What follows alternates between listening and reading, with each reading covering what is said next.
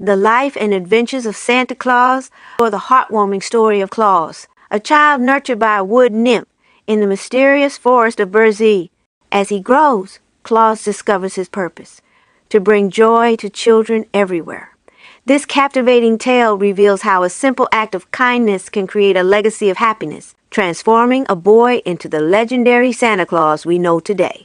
Immerse yourself in a journey filled with incredible adventures, delightful creatures, and the true meaning of giving. Youth. 1. Burzee.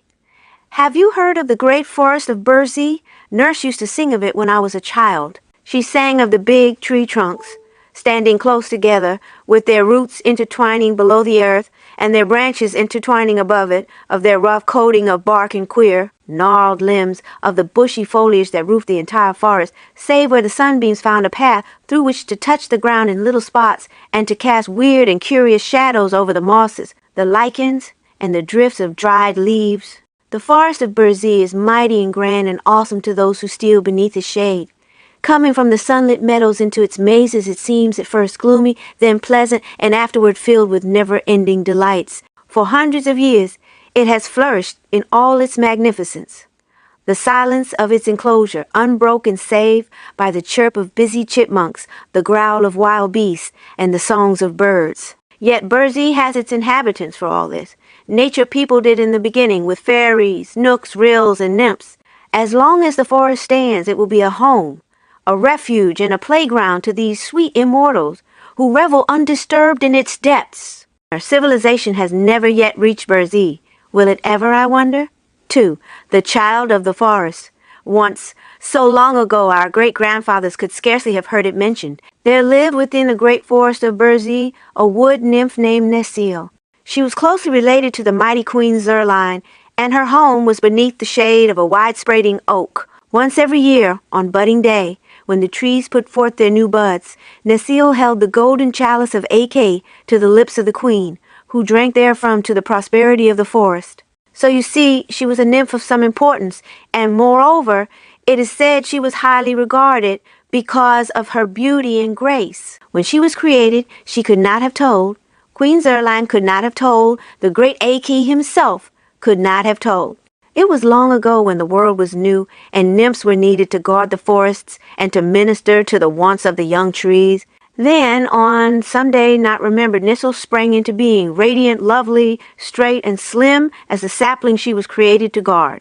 Her hair was the color that lines a chestnut burr, her eyes were blue in the sunlight and purple in the shade, her cheeks bloomed with the faint pink that edges the clouds at sunset, her lips were full red, pouting, and sweet. For costume, she adopted oak leaf green. All the wood nymphs dress in that color and know no other so desirable. Her dainty feet were sandal-clad, while her head remained bare of covering other than her silken tresses. Necile's duties were few and simple. She kept hurtful weeds from growing beneath her trees and sapping the earth food required by her charges. She frightened away the gaggaws, who took evil delight in flying against the tree trunks and wounding them so that they drooped and died from the poisonous contact. In dry seasons, she carried water from the brooks and pools and moistened the roots of her thirsty dependents. That was in the beginning. The weeds had now learned to avoid the forest where wood nymphs dwelt. The loathsome gaggaws no longer dared come nigh. The trees had become old and sturdy and could bear the drought better than when fresh sprouted. So Necile's duties were lessened, and time grew laggard, while succeeding years became more tiresome and uneventful than the nymph's joyous spirit loved. Truly, the forest dwellers did not lack amusement. Each full moon they danced in the royal circle of the queen. There were also the Feast of Nuts, the Jubilee of autumn tintings, the solemn ceremony of leaf shedding, and the revelry of budding day. But these periods of enjoyment were far apart and left many weary hours between. That a wood nymph should grow discontented was not thought of by Necile's sisters. It came upon her only after many years of brooding. But when once she had settled in her mind that life was irksome, she had no patience with her condition, and longed to do something of real interest, and to pass her days in ways hitherto undreamed of by forest nymphs. The law of the forest alone restrained her from going forth in search of adventure. While this mood lay heavy upon pretty Necile, it chanced that the great AK visited the Forest of Burzee and allowed the wood nymphs, as was their wont, to lie at his feet and listen to the words of wisdom that fell from his lips.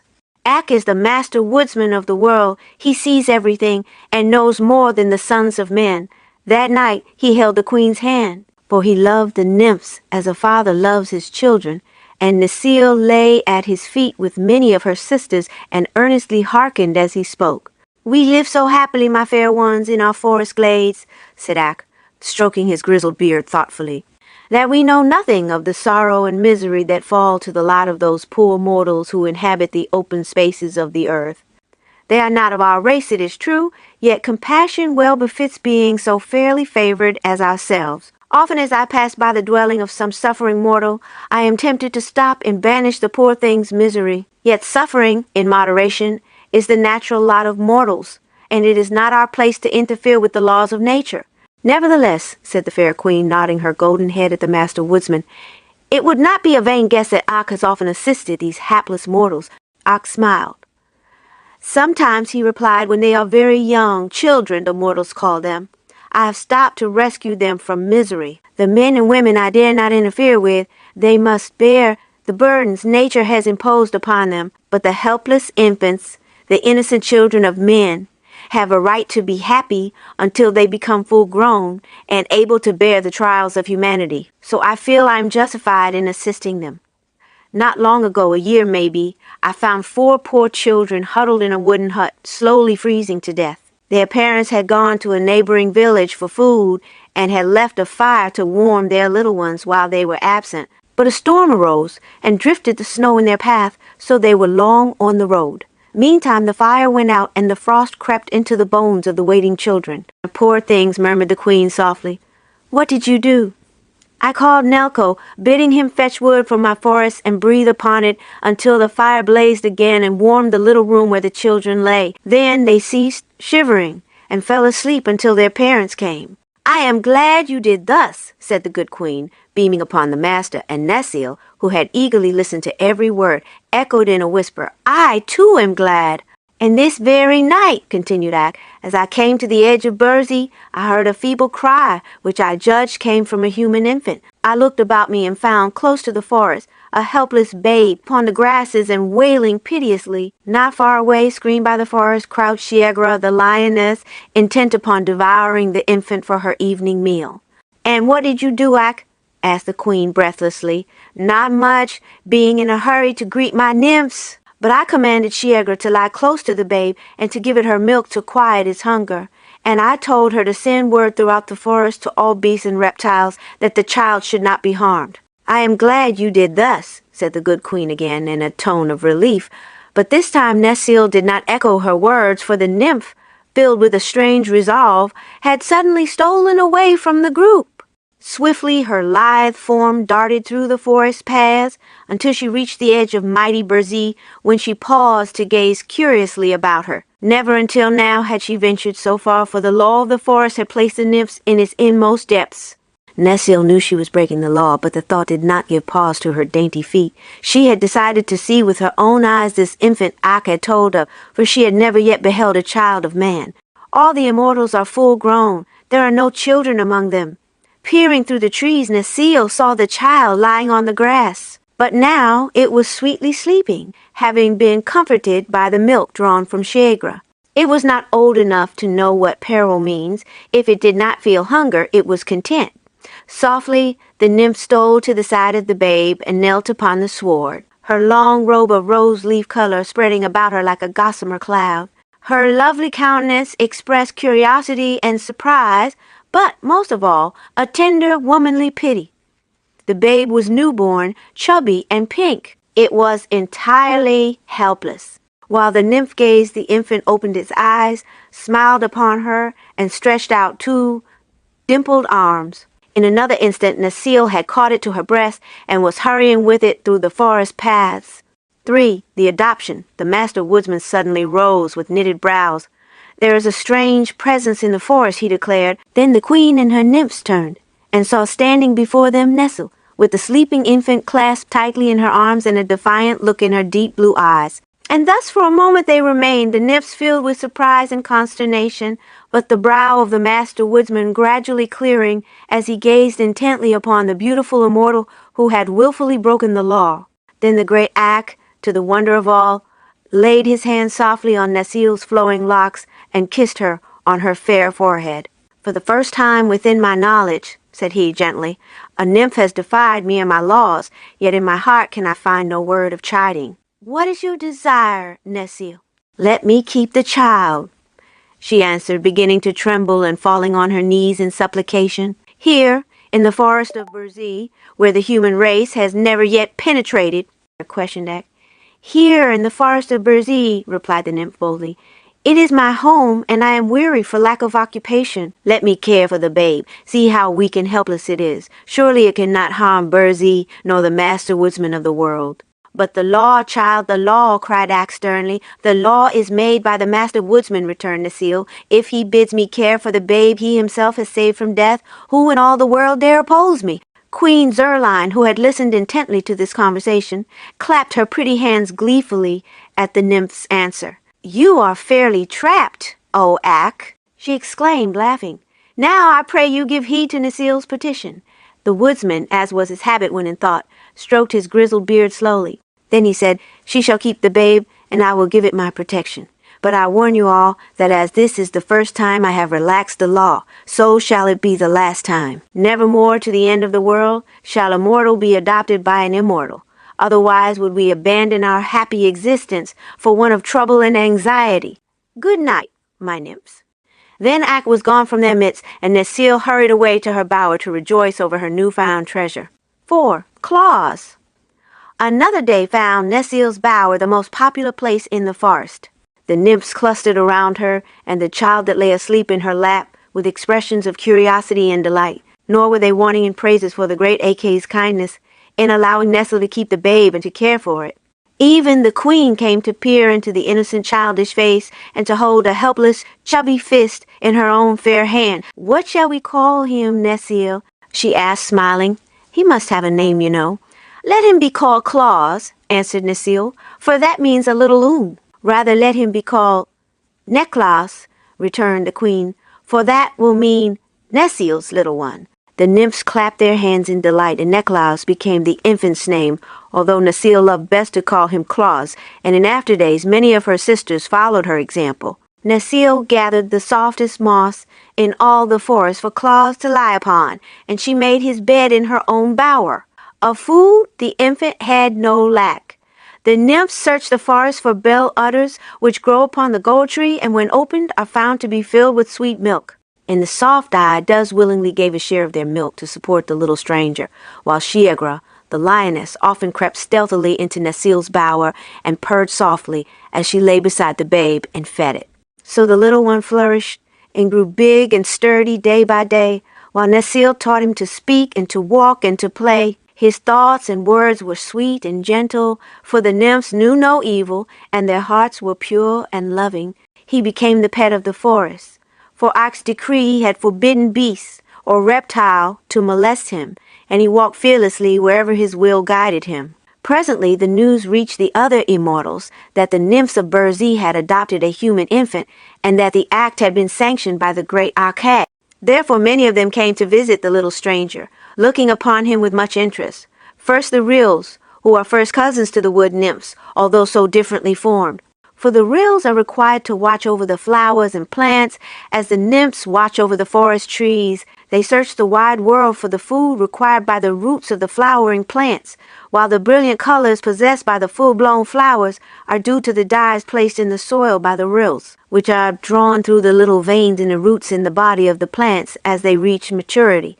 The ryls are a busy people, for their flowers bloom and fade continually, but they are merry and light-hearted and are very popular with the other immortals. Next came the knooks, whose duty it is to watch over the beasts of the world, both gentle and wild. The knooks have a hard time of it, since many of the beasts are ungovernable and rebel against restraint. But they know how to manage them after all, and you will find that certain laws of the knooks are obeyed by even the most ferocious animals. Their anxieties make the knooks look old and worn and crooked, and their natures are a bit rough from associating with wild creatures continually. Yet they are most useful to humanity and to the world in general, as their laws are the only laws the forest beasts recognize except those of the Master Woodsman.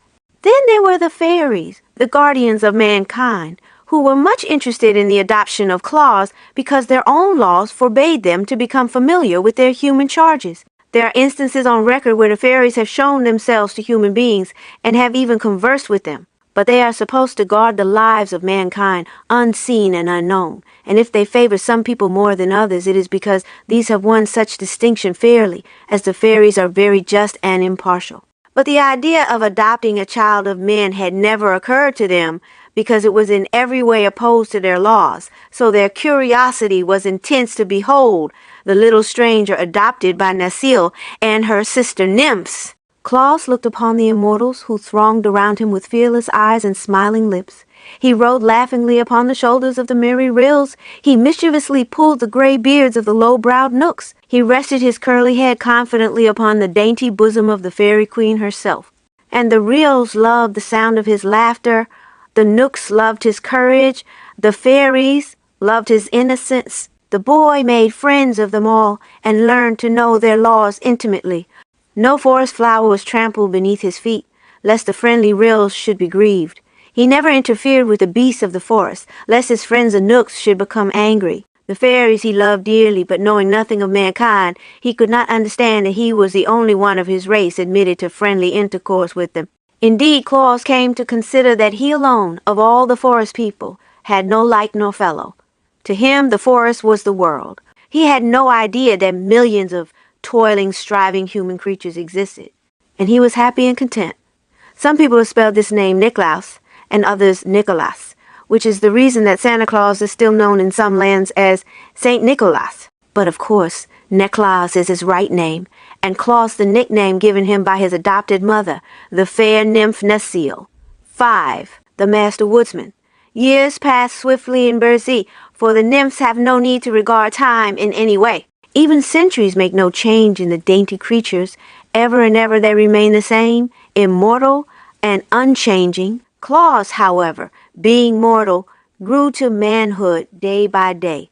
Necile was disturbed presently to find him too big to lie in her lap, and he had a desire for other food than milk. His stout legs carried him far into Burzee's heart, where he gathered supplies of nuts and berries, as well as several sweet and wholesome roots, which suited his stomach better than the bell udders. He sought Necile's bower less frequently, till finally it became his custom to return thither only to sleep. The nymph, who had come to love him dearly, was puzzled to comprehend the changed nature of her charge, and unconsciously altered her own mode of life to conform to his whims. She followed him readily through the forest paths, as did many of her sister nymphs, explaining as they walked all the mysteries of the gigantic wood and the habits and nature of the living things which dwelt beneath its shade. The language of the beasts became clear to little Claus, but he never could understand their sulky and morose tempers. Only the squirrels, the mice, and the rabbits seemed to possess cheerful and merry natures, yet would the boy laugh when the panther growled, and stroked the bear's glossy coat while the creature snarled and bared its teeth menacingly. The growls and snarls were not for Claus, he well knew, so what did they matter? He could sing the songs of the bees, recite the poetry of the wood flowers, and relate the history of every blinking owl in Burzee.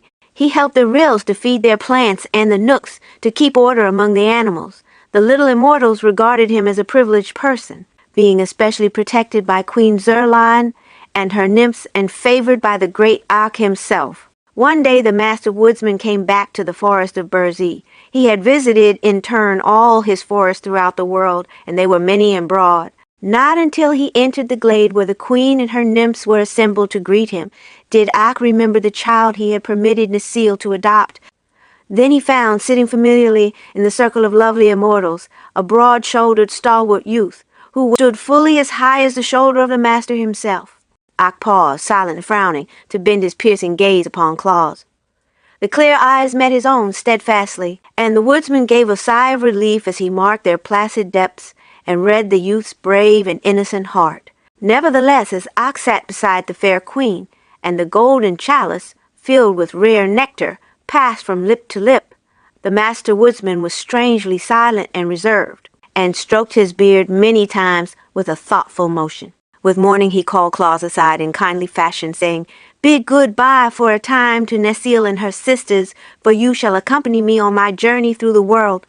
The venture pleased Claus, who knew well the honor of being companion of the Master Woodsman of the world. But Necile wept for the first time in her life and clung to the boy's neck as if she could not bear to let him go.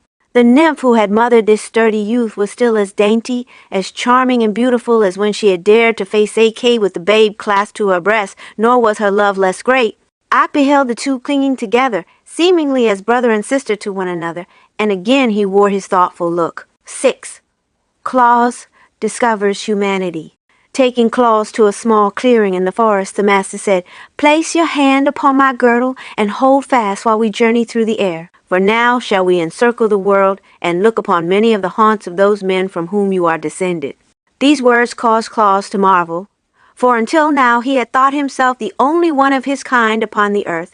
Yet in silence he grasped firmly the girdle of the great Ak, his astonishment forbidding speech. Then the vast Forest of Burzee seemed to fall away from their feet, and the youth found himself passing swiftly through the air at a great height. Ere long there were spires beneath them, while buildings of many shapes and colors met their downward view. It was a city of men, and Ak, pausing to descend, led Claus to its enclosure. Said the master, "So long as you hold fast to my girdle, you will remain unseen by all mankind, though seen clearly yourself. To release your grasp will be to separate yourself forever from me and your home in Burzee. One of the first laws of the forest is obedience, and Claus had no thought of disobeying the master's wish. He clung fast to the girdle and remained invisible. Thereafter, with each moment passed in the city, the youth's wonder grew. He who had supposed himself created differently from all others now found the earth swarming with creatures of his own kind. "Indeed," said Ak, "the immortals are few, but the mortals are many." Claus looked earnestly upon his fellows. There were sad faces, gay and reckless faces, pleasant faces, anxious faces, and kindly faces, all mingled in puzzling disorder. Some worked at tedious tasks, some strutted in impudent conceit, some were thoughtful and grave, while others seemed happy and content. Men of many natures were there, as everywhere, and Claus found much to please him and much to make him sad. But especially he noted the children, first curiously, then eagerly, then lovingly. Ragged little ones rolled in the dust of the streets, playing with scraps and pebbles. Other children, gaily dressed, were propped upon cushions and fed with sugar plums. Yet the children of the rich were not happier than those playing with the dust and pebbles, it seemed to Claus. "Childhood is the time of man's greatest content," said Ak, following the youth's thoughts. "'Tis during these years of innocent pleasure that the little ones are most free from care." "Tell me," said Claus, "why do not all these babies fare alike?" "Because they are born in both cottage and palace," returned the master. "The difference in the wealth of the parents determines the lot of the child. Some are carefully tended and clothed in silks and dainty linen. Others are neglected and covered with rags. Yet all seem equally fair and sweet," said Claus thoughtfully. "While they are babes, yes," agreed Ak. "Their joy is in being alive, and they do not stop to think. And after years, the doom of mankind overtakes them, and they find they must struggle and worry, work and fret to gain the wealth that is so dear to the hearts of men. Such things are unknown in the forest where you were reared." Claus was silent a moment. Then he asked, "Why was I reared in the forest among those who are not of my race?" Then Ak, in gentle voice, told him the story of his babyhood, how he had been abandoned at the forest's edge and left a prey to wild beasts, and how the loving nymph Necile had rescued him and brought him to manhood under the protection of the immortals. "Yet I am not of them," said Claus musingly. "You are not of them," returned the woodsman. "The nymph who cared for you as a mother seems now like a sister to you. By and by, when you grow old and gray, she will seem like a daughter. Yet another brief span and you will be but a memory, while she remains Necile." "Then why, if man must perish, is he born?" demanded the boy. "Everything perishes except the world itself and its keepers," answered Ak. "But while life lasts, everything on earth has its use. The wise seek ways to be helpful to the world, for the helpful ones are sure to live again." Much of this Claus failed to understand fully, but a longing seized him to become helpful to his fellows, and he remained grave and thoughtful while they resumed their journey. They visited many dwellings of men in many parts of the world, watching farmers toil in the fields, warriors dash into cruel fray, and merchants exchange their goods for bits of white and yellow metal. And everywhere the eyes of Claus sought out the children in love and pity, for the thought of his own helpless babyhood was strong within him, and he yearned to give help to the innocent little ones of his race, even as he had been succored by the kindly nymph. Day by day the Master Woodsman and his pupil traversed the earth, Ak speaking but seldom to the youth who clung steadfastly to his girdle, but guiding him into all places where he might become familiar with the lives of human beings. And at last they returned to the grand old Forest of Burzee, where the master set Claus down within the circle of nymphs, among whom the pretty Necile anxiously awaited him. The brow of the great Ak was now calm and peaceful, but the brow of Claus had become lined with deep thought. Necile sighed at the change in her foster son, who until now had been ever joyous and smiling, and the thought came to her that never again would the life of the boy be the same as before this eventful journey with the master. 7. Claus leaves the forest. When good Queen Zerline had touched the golden chalice with her fair lips, and it had passed around the circle in honor of the traveler's return, the Master Woodsman of the world, who had not yet spoken, turned his gaze frankly upon Claus and said, "Well?" The boy understood and rose slowly to his feet beside Necile. Once only his eyes passed around the familiar circle of nymphs, every one of whom he remembered as a loving comrade, but tears came unbidden to dim his sight, so he gazed thereafter steadfastly at the master. "I have been ignorant," said he simply, "until the great Ak in his kindness taught me who and what I am. You who live so sweetly in your forest bowers, ever fair and youthful and innocent, are no fit comrades for a son of humanity, for I have looked upon man, finding him doomed to live for a brief space upon earth, to toil for the things he needs, to fade into old age, and then to pass away as the leaves in autumn. Yet every man has his mission, which is to leave the world better, in some way, than he found it. I am of the race of men, and man's lot is my lot. For your tender care of the poor, forsaken babe you adopted, as well as for your loving comradeship during my boyhood, my heart will ever overflow with gratitude. My foster mother," here he stopped and kissed Necile's white forehead, "I shall love and cherish while life lasts. But I must leave you to take my part in the endless struggle to which humanity is doomed, and to live my life in my own way." "What will you do?" asked the queen gravely. "I must devote myself to the care of the children of mankind and try to make them happy," he answered. "Since your own tender care of a babe brought to me happiness and strength, it is just and right that I devote my life to the pleasure of other babes. Thus will the memory of the loving nymph Necile be planted within the hearts of thousands of my race for many years to come, and her kindly act be recounted in song and in story while the world shall last. Have I spoken well, O master?" "You have spoken well," returned Ak, and rising to his feet he continued, "Yet one thing must not be forgotten. Having been adopted as the child of the forest and the playfellow of the nymphs, you have gained a distinction which forever separates you from your kind. Therefore, when you go forth into the world of men, you shall retain the protection of the forest, and the powers you now enjoy will remain with you to assist you in your labors. In any need you may call upon the nymphs, the ryls, the knooks, and the fairies, and they will serve you gladly. I, the Master Woodsman of the world, have said it, and my word is the law." Claus looked upon Ak with grateful eyes. "This will make me mighty among men," he replied. "Protected by these kind friends, I may be able to make thousands of little children happy. I will try very hard to do my duty, and I know the forest people will give me their sympathy and help."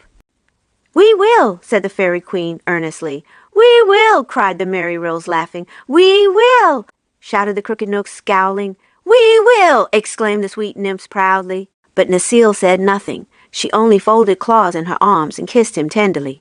"The world is big," continued the boy, turning again to his loyal friends, "but men are everywhere. I shall begin my work near my friends, so that if I meet with misfortune, I can come to the forest for counsel or help." And with that, he gave them all a loving look and turned away. There was no need to say goodbye. For him, the sweet wild life of the forest was over. He went forth bravely to meet his doom, the doom of the race of man, the necessity to worry and work. But Ak, who knew the boy's heart, was merciful and guided his steps. Coming through Burzee to its eastern edge, Claus reached the laughing valley of Ho-Ha-Ho. On each side were rolling green hills, and a brook wandered midway between them to wind afar off beyond the valley. At his back was the grim forest, at the far end of the valley a broad plain. The eyes of the young man, which had until now reflected his grave thoughts, became brighter as he stood silent, looking out upon the laughing valley. Then on a sudden his eyes twinkled, as stars do on a still night, and grew merry and wide, for at his feet the cowslips and daisies smiled on him in friendly regard. The breeze whistled gaily as it passed by, and fluttered the locks on his forehead. The brook laughed joyously as it leaped over the pebbles and swept around the green curves of its banks. The bees sang sweet songs as they flew from dandelion to daffodil. The beetles chirruped happily in the long grass, and the sunbeams glinted pleasantly over all the scene. "Here," cried Claus, stretching out his arms as if to embrace the valley, "will I make my home. That was many, many years ago. It has been his home ever since. It is his home now. Manhood. 1. The Laughing Valley. When Claus came, the valley was empty save for the grass, the brook, the wildflowers, the bees, and the butterflies. If he would make his home here and live after the fashion of men, he must have a house." This puzzled him at first, but while he stood smiling in the sunshine, he suddenly found beside him old Necile, the servant of the Master Woodsman. Necile bore an axe, strong and broad, with blade that gleamed like burnished silver. This he placed in the young man's hand, then disappeared without a word. Claus understood, and turning to the forest edge, he selected a number of fallen tree trunks, which he began to clear of their dead branches. He would not cut into a living tree. His life among the nymphs who guarded the forest had taught him that a live tree is sacred, being a created thing endowed with feeling. But with the dead and fallen trees, it was different. They had fulfilled their destiny as active members of the forest community, and now it was fitting that their remains should minister to the needs of man. The axe bit deep into the logs at every stroke. It seemed to have a force of its own, and Claus had but to swing and guide it. When shadows began creeping over the green hills to lie in the valley overnight, the young man had chopped many logs into equal lengths and proper shapes for building a house such as he had seen the poorer classes of men inhabit. Then, resolving to await another day before he tried to fit the logs together, Claus ate some of the sweet roots he well knew how to find, drank deeply from the laughing brook, and lay down to sleep on the grass, first seeking a spot where no flowers grew, lest the weight of his body should crush them. And while he slumbered and breathed in the perfume of the wondrous valley, the spirit of happiness crept into his heart and drove out all terror and care and misgivings. Nevermore would the face of Claus be clouded with anxieties. Nevermore would the trials of life weigh him down as with a burden. The Laughing Valley had claimed him for its own. Would that we all might live in that delightful place. But then maybe it would become overcrowded. For ages it had awaited a tenant. Was it chance that led young Claus to make his home in this happy vale? Or may we guess that his thoughtful friends, the immortals, had directed his steps when he wandered away from Burzee to seek a home in the great world? Certain it is that while the moon peered over the hilltop and flooded with its soft beams the body of the sleeping stranger, the Laughing Valley was filled with the queer crooked shapes of the friendly knooks. These people spoke no words, but worked with skill and swiftness. The logs Claus had trimmed with his bright axe were carried to a spot beside the brook and fitted one upon another, and during the night a strong and roomy dwelling was built. The birds came sweeping into the valley at daybreak, and their songs, so seldom heard in the deep wood, aroused the stranger. He rubbed the web of sleep from his eyelids and looked around. The house met his gaze. "I must thank the knooks for this," said he gratefully. Then he walked to his dwelling and entered at the doorway. A large room faced him, having a fireplace at the end and a table and bench in the middle. Beside the fireplace was a cupboard. Another doorway was beyond. Claus entered here also and saw a smaller room with a bed against the wall and a stool set near a small stand. On the bed were many layers of dried moss brought from the forest. "Indeed, it is a palace!" exclaimed the smiling Claus. "I must thank the good knooks again for their knowledge of man's needs as well as for their labors in my behalf." He left his new home with a glad feeling that he was not quite alone in the world, although he had chosen to abandon his forest life. Friendships are not easily broken, and the immortals are everywhere. Upon reaching the brook, he drank of the pure water and then sat down on the bank to laugh at the mischievous gambols of the ripples as they pushed one another against rocks or crowded desperately to see which should first. reach the turn beyond. And as they raced away, he listened to the song they sang. Rushing, pushing, on we go. Not a wave may gently flow, all are too excited. Every drop delighted turns to spray and merry play as we tumble on our way. Next Claus searched for roots to eat, while the daffodils turned their little eyes up to him laughingly and lisped their dainty song. Blooming fairly, growing rarely, never flowrets were so gay. Perfume breathing, joy bequeathing, as our colors we display. It made Claus laugh to hear the little things voice their happiness as they nodded gracefully on their stems. But another strain caught his ear as the sunbeams fell gently across his face and whispered, Here is gladness, that our rays warm the valley through the days. Here is happiness, to give comfort unto all who live. Yes, cried Claus in answer. There is happiness and joy in all things here. The laughing valley is a valley of peace and goodwill. He passed the day talking with the ants and beetles and exchanging jokes with the light-hearted butterflies. And at night, he lay on his bed of soft moss and slept soundly. Then came the fairies, merry but noiseless, bringing skillets and pots and dishes and pans and all the tools necessary to prepare food and to comfort a mortal. With these they filled cupboard and fireplace, finally placing a stout suit of wool clothing on a stool by the bedside. When Claus awoke, he rubbed his eyes again and laughed, and spoke aloud his thanks to the fairies and the Master Woodsman who had sent them. With eager joy he examined all his new possessions, wondering what some might be used for. But in the days when he had clung to the girdle of the great axe and visited the cities of men, his eyes had been quick to note all the manners and customs of the race to which he belonged. So he guessed from the gifts brought by the fairies that the master expected him hereafter to live in the fashion of his fellow creatures, which means that I must plow the earth and plant corn, he reflected, so that when winter comes I shall have garnered food in plenty.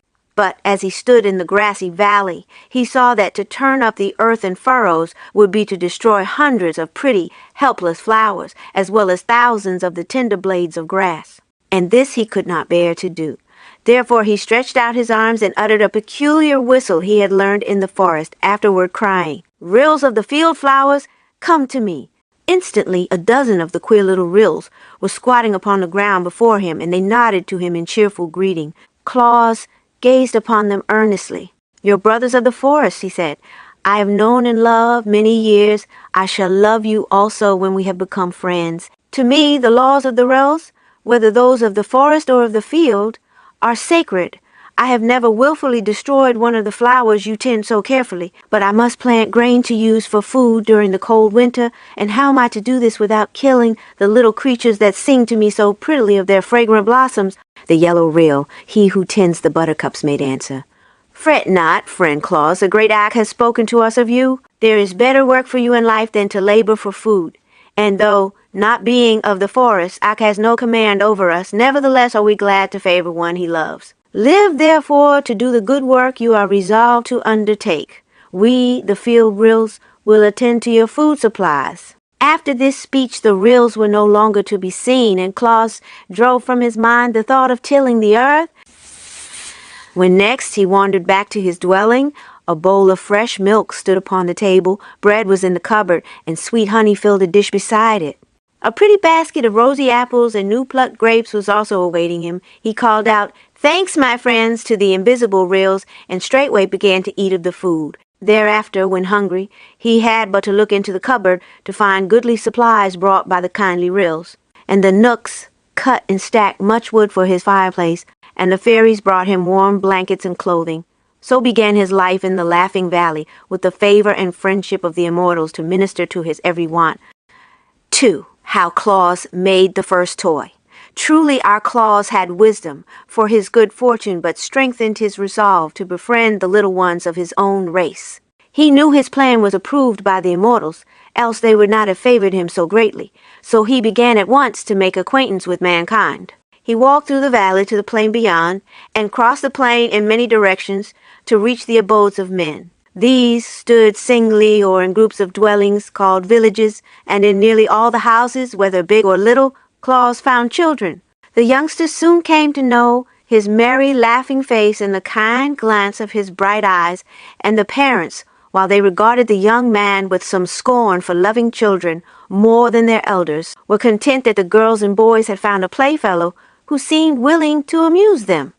So the children romped and played games with Claus, and the boys rode upon his shoulders, and the girls nestled in his strong arms, and the babies clung fondly to his knees. Wherever the young man chanced to be, the sound of childish laughter followed him, and to understand this better, you must know that children were much neglected in those days and received little attention from their parents, so that it became to them a marvel that so goodly a man as Claus devoted his time to making them happy. And those who knew him were, you may be sure, very happy indeed. The sad faces of the poor and abused grew bright for once. The cripple smiled despite his misfortune. The ailing ones hushed their moans, and the grieved ones their cries when their merry friend came nigh to comfort them. Only at the beautiful palace of the Lord of Lurd and at the frowning castle of the Baron Braun was Claus refused admittance. There were children at both places, but the servants at the palace shut the door in the young stranger's face, and the fierce baron threatened to hang him from an iron hook on the castle walls, whereupon Claus sighed and went back to the poorer dwellings, where he was welcome. After a time the winter drew near. The flowers lived out their lives and faded and disappeared. The beetles burrowed far into the warm earth. The butterflies deserted the meadows, and the voice of the brook grew hoarse, as if it had taken cold. One day snowflakes filled all the air in the Laughing Valley, dancing boisterously toward the earth and clothing in pure white raiment the roof of Claus's dwelling. At night Jack Frost rapped at the door. "Come in!" cried Claus. "Come out!" answered Jack, "for you have a fire inside." So Claus came out. He had known Jack Frost in the forest and liked the jolly rogue, even while he mistrusted him. "There will be rare sport for me tonight, Claus," shouted the sprite. "Isn't this glorious weather? I shall nip scores of noses and ears and toes before daybreak." "If you love me, Jack, spare the children," begged Claus. "And why?" asked the other in surprise. "They are tender and helpless," answered Claus. "But I love to nip the tender ones," declared Jack. "The older ones are tough and tie my fingers. The young ones are weak and cannot fight you," said Claus. "True," agreed Jack thoughtfully. "Well, I will not pinch a child this night if I can resist the temptation," he promised. "Good night, Claus." "Good night." The young man went in and closed the door, and Jack Frost ran on to the nearest village. Claus threw a log on the fire, which burned up brightly. Beside the hearth sat Blinky, a big cat given by Peter the Knook. Her fur was soft and glossy, and she purred never-ending songs of contentment. "I shall not see the children again soon," said Claus to the cat, who kindly paused in her song to listen. "The winter is upon us. The snow will be deep for many days, and I shall be unable to play with my little friends." The cat raised a paw and stroked her nose thoughtfully, but made no reply. So long as the fire burned and Claus sat in his easy chair by the hearth, she did not mind the weather. So passed many days and many long evenings. The cupboard was always full, but Claus became weary with having nothing to do more than to feed the fire from the big wood pile the Knooks had brought him. One evening he picked up a stick of wood and began to cut it with his sharp knife. He had no thought at first, except to occupy his time, and he whistled and sang to the cat as he carved away portions of the stick. Puss sat up on her haunches and watched him, listening at the same time to her master's merry whistle, which she loved to hear even more than her own purring songs. Claus glanced at Puss and then at the stick he was whittling, until presently the wood began to have a shape, and the shape was like the head of a cat, with 2 ears sticking upward. Claus stopped whistling to laugh, and then both he and the cat looked at the wooden image in some surprise. Then he carved out the eyes and the nose, and rounded the lower part of the head so that it rested upon a neck. Puss hardly knew what to make of it now, and sat up stiffly, as if watching with some suspicion what would come next. Claus knew. The head gave him an idea. He plied his knife carefully and with skill, forming slowly the body of the cat, which he made to sit upon its haunches as the real cat did, with her tail wound around her 2 front legs. The work cost him much time, but the evening was long, and he had nothing better to do. Finally he gave a loud and delighted laugh at the result of his labors, and placed the wooden cat, now completed, upon the hearth opposite the real one. Puss thereupon glared at her image, raised her hair in anger, and uttered a defiant mew. The wooden cat paid no attention, and Claus, much amused, laughed again. Then Blinky advanced toward the wooden image to eye it closely, and smell of it intelligently. Eyes and nose told her the creature was wood, in spite of its natural appearance.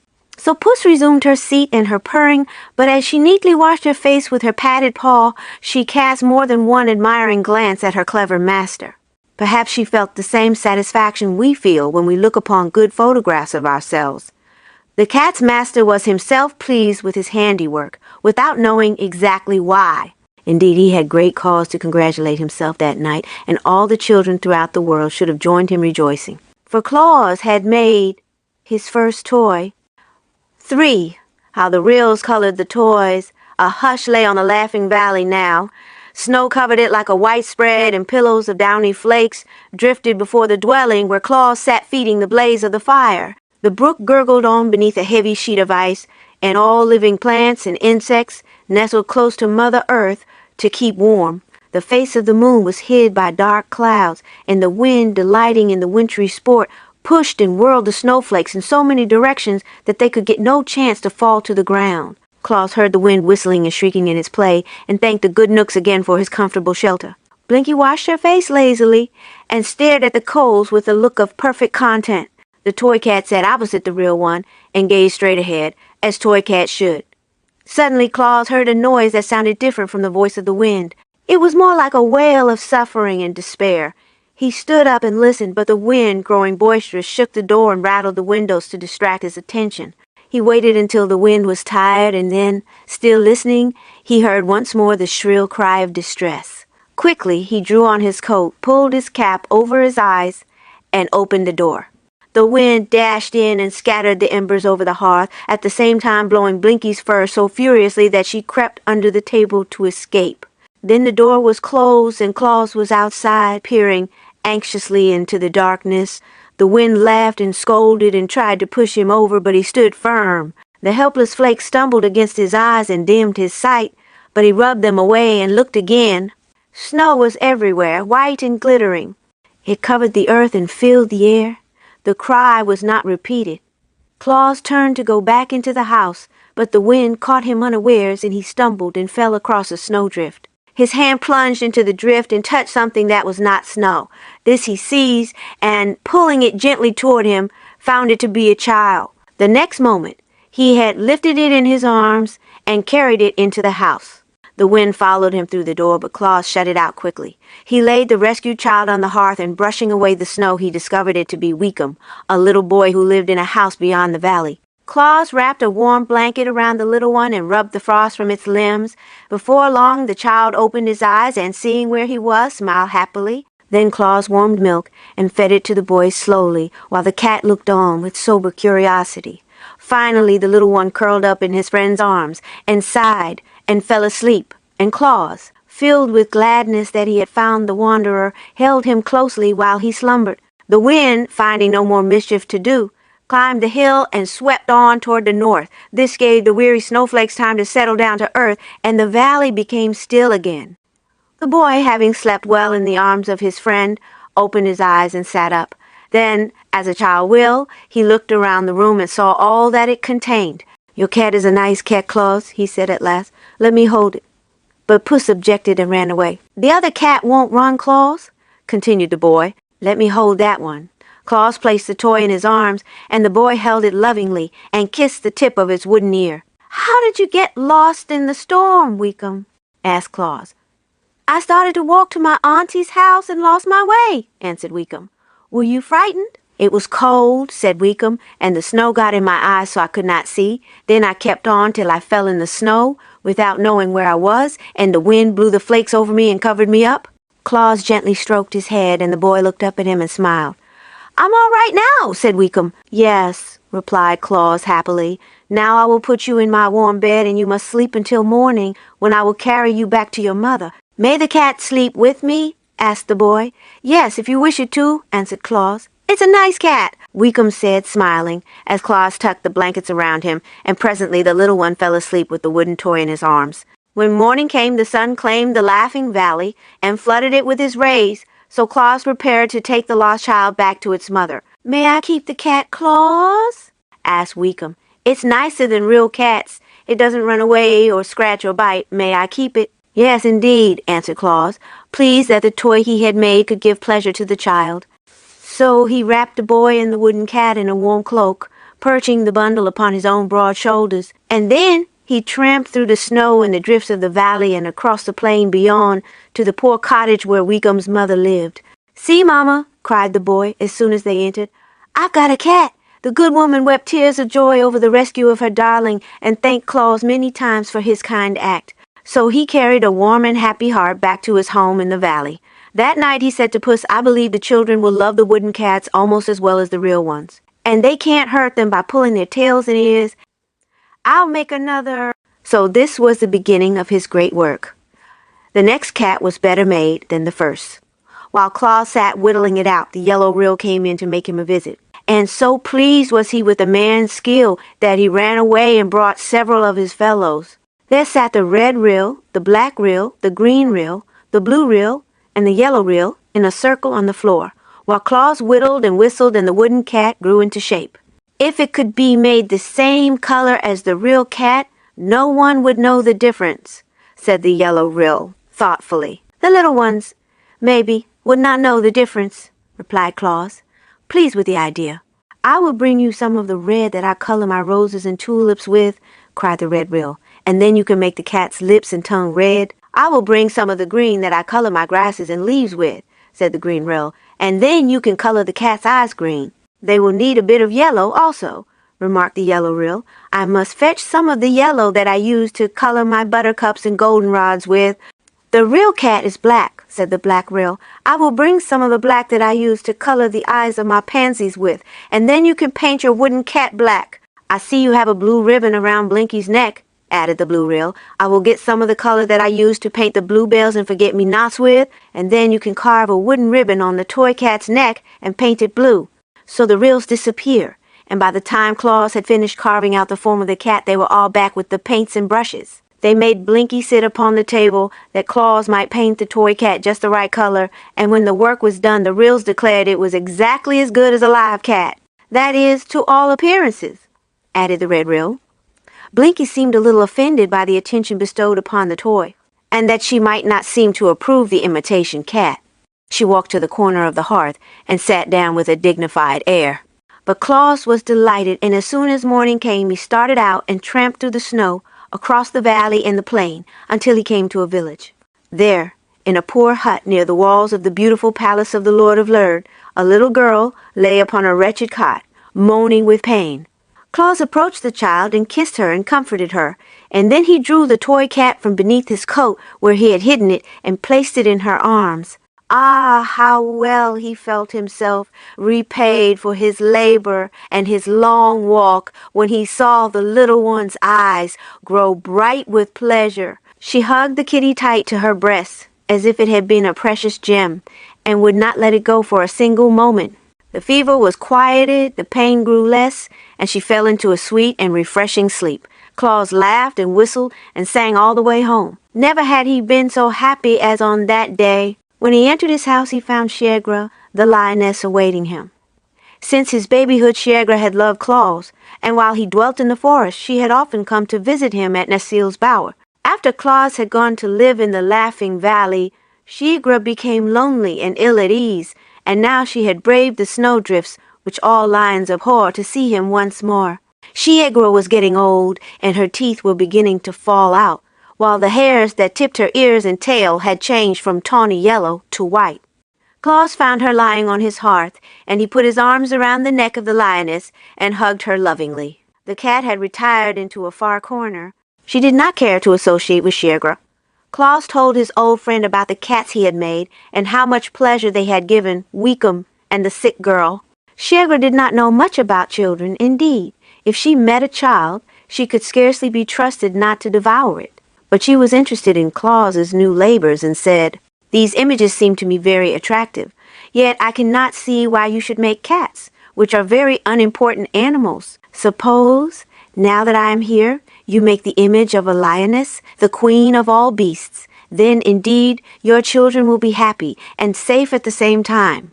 Claus thought this was a good suggestion, so he got a piece of wood and sharpened his knife, while Shiegra crouched upon the hearth at his feet. With much care he carved the head in the likeness of the lioness, even to the two fierce teeth that curved over her lower lip and the deep frowning lines above her wide-open eyes. When it was finished, he said, "You have a terrible look, Shiegra."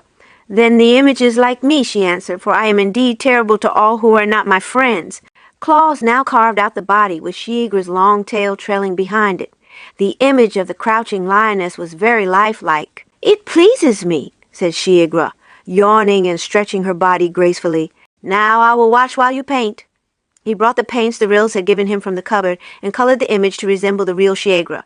The lioness placed her big, padded paws upon the edge of the table and raised herself while she carefully examined the toy that was her likeness. "You are indeed skillful," she said proudly.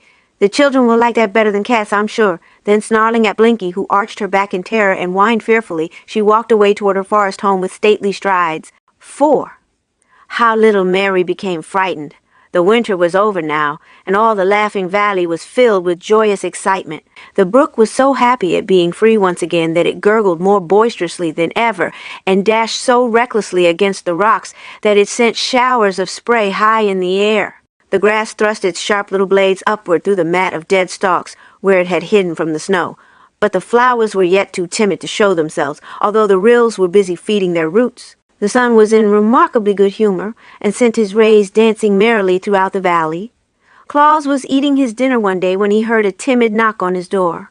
"Come in," he called. No one entered, but after a pause came another rapping. Claus jumped up and threw open the door. Before him stood a small girl, holding a smaller brother fast by the hand. "Is you Klaus?" she asked shyly. "Indeed I am, my dear," he answered with a laugh as he caught both children in his arms and kissed them. "You are very welcome, and you have come just in time to share my dinner."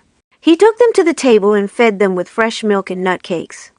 When they had eaten enough, he asked, "Why have you made this long journey to see me?" "I wants a tat," replied little Mary, and her brother, who had not yet learned to speak many words, nodded his head and exclaimed like an echo, "Tat!" "Oh, you want my toy cats, do you?" returned Claus, greatly pleased to discover that his creations were so popular with children. The little visitors nodded eagerly. "Unfortunately," he continued, "I have but one cat now ready, for I carried 2 to children in the town yesterday, and the one I have shall be given to your brother Mary, because he is the smaller, and the next one I make shall be for you." The boy's face was bright with smiles as he took the precious toy Claus held out to him, but little Mary covered her face with her arm and began to sob grievously. I wants a tat now," she wailed. Her disappointment made Claus feel miserable for a moment. Then he suddenly remembered Shiegra. "Don't cry, darling," he said soothingly. "I have a toy much nicer than a cat, and you shall have that." He went to the cupboard and drew out the image of the lioness, which he placed on the table before Mary. The girl raised her arm and gave one glance at the fierce teeth and glaring eyes of the beast, and then, uttering a terrified scream, she rushed from the house. The boy followed her, also screaming lustily, and even dropping his precious cat in his fear. For a moment Claus stood motionless, being puzzled and astonished. Then he threw Shiegra's image into the cupboard and ran after the children, calling to them not to be frightened. Little Mary stopped in her flight, and her brother clung to her skirt. But they both cast fearful glances at the house until Claus had assured them many times that the beast had been locked in the cupboard. "Yet why were you frightened at seeing it?" he asked. "It is only a toy to play with."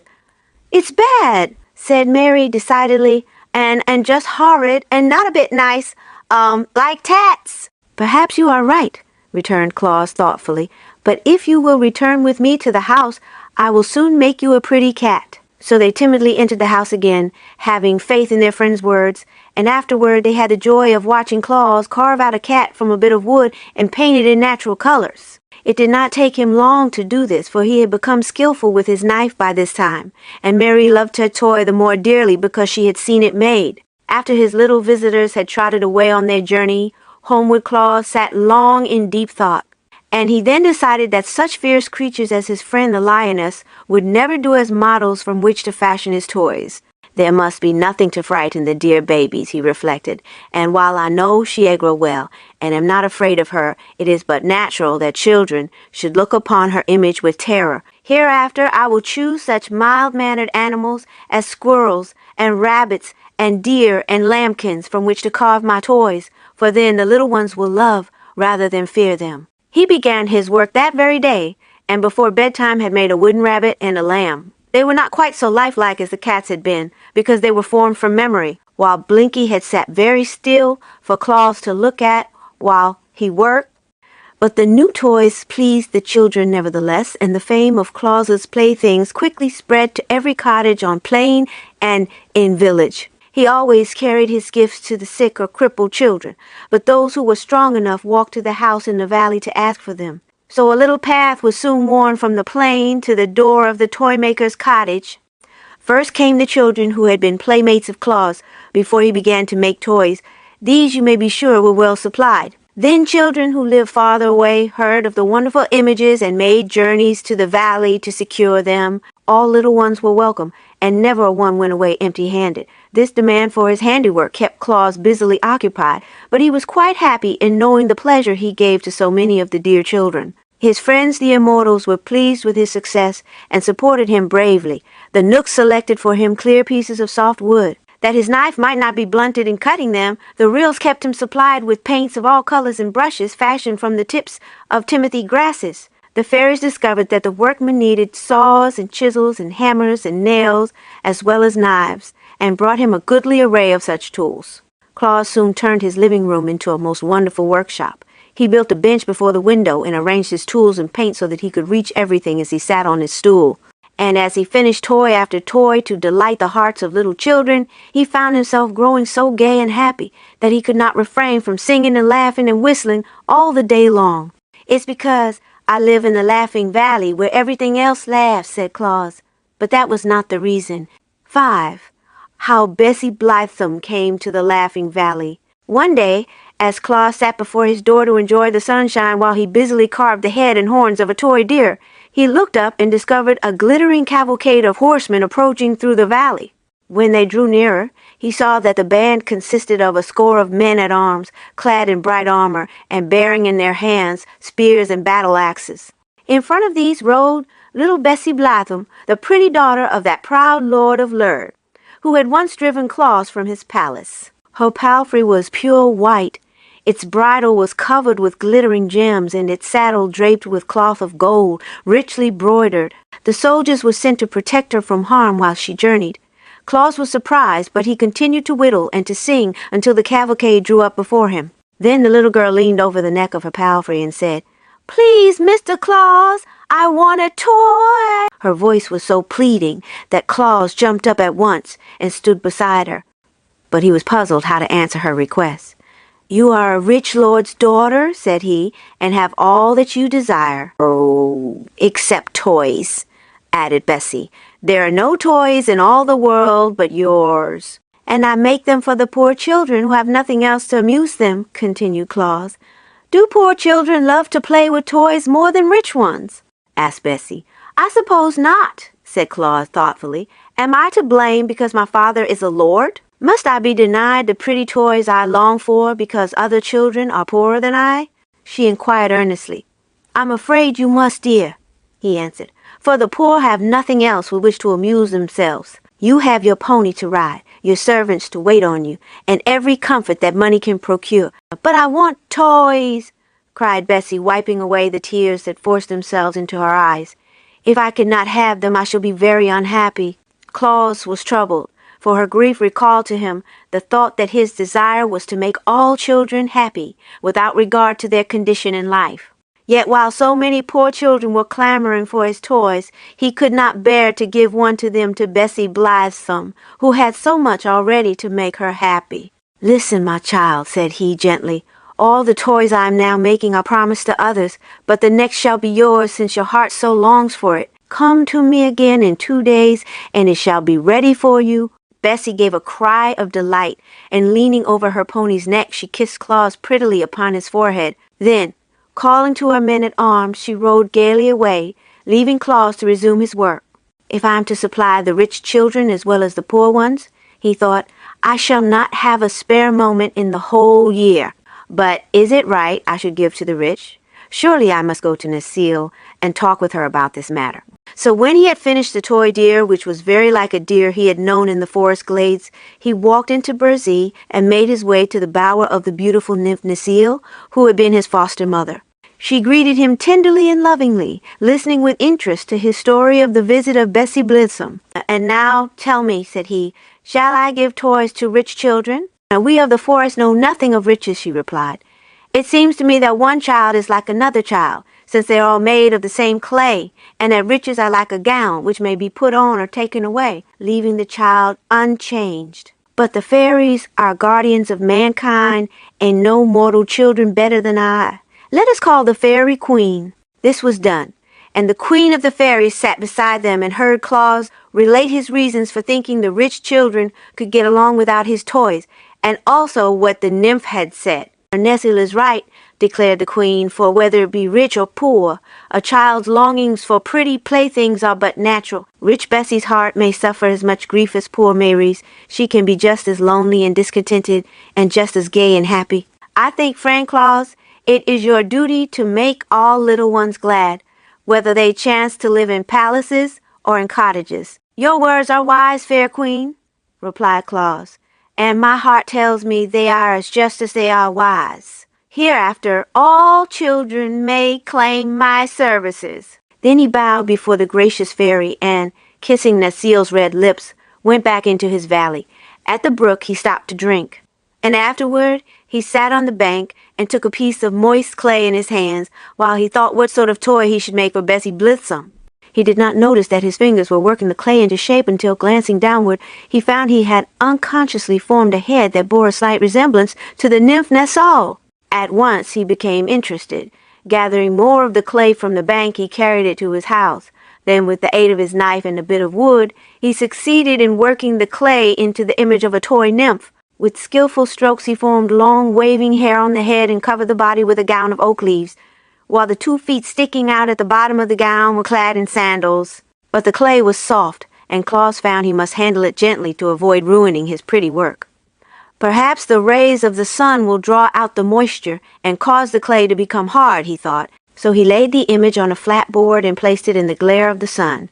This done, he went to his bench and began painting the toy deer, and soon he became so interested in the work that he forgot all about the clay nymph. But next morning, happening to notice it as it lay on the board, he found the sun had baked it to the hardness of stone, and it was strong enough to be safely handled.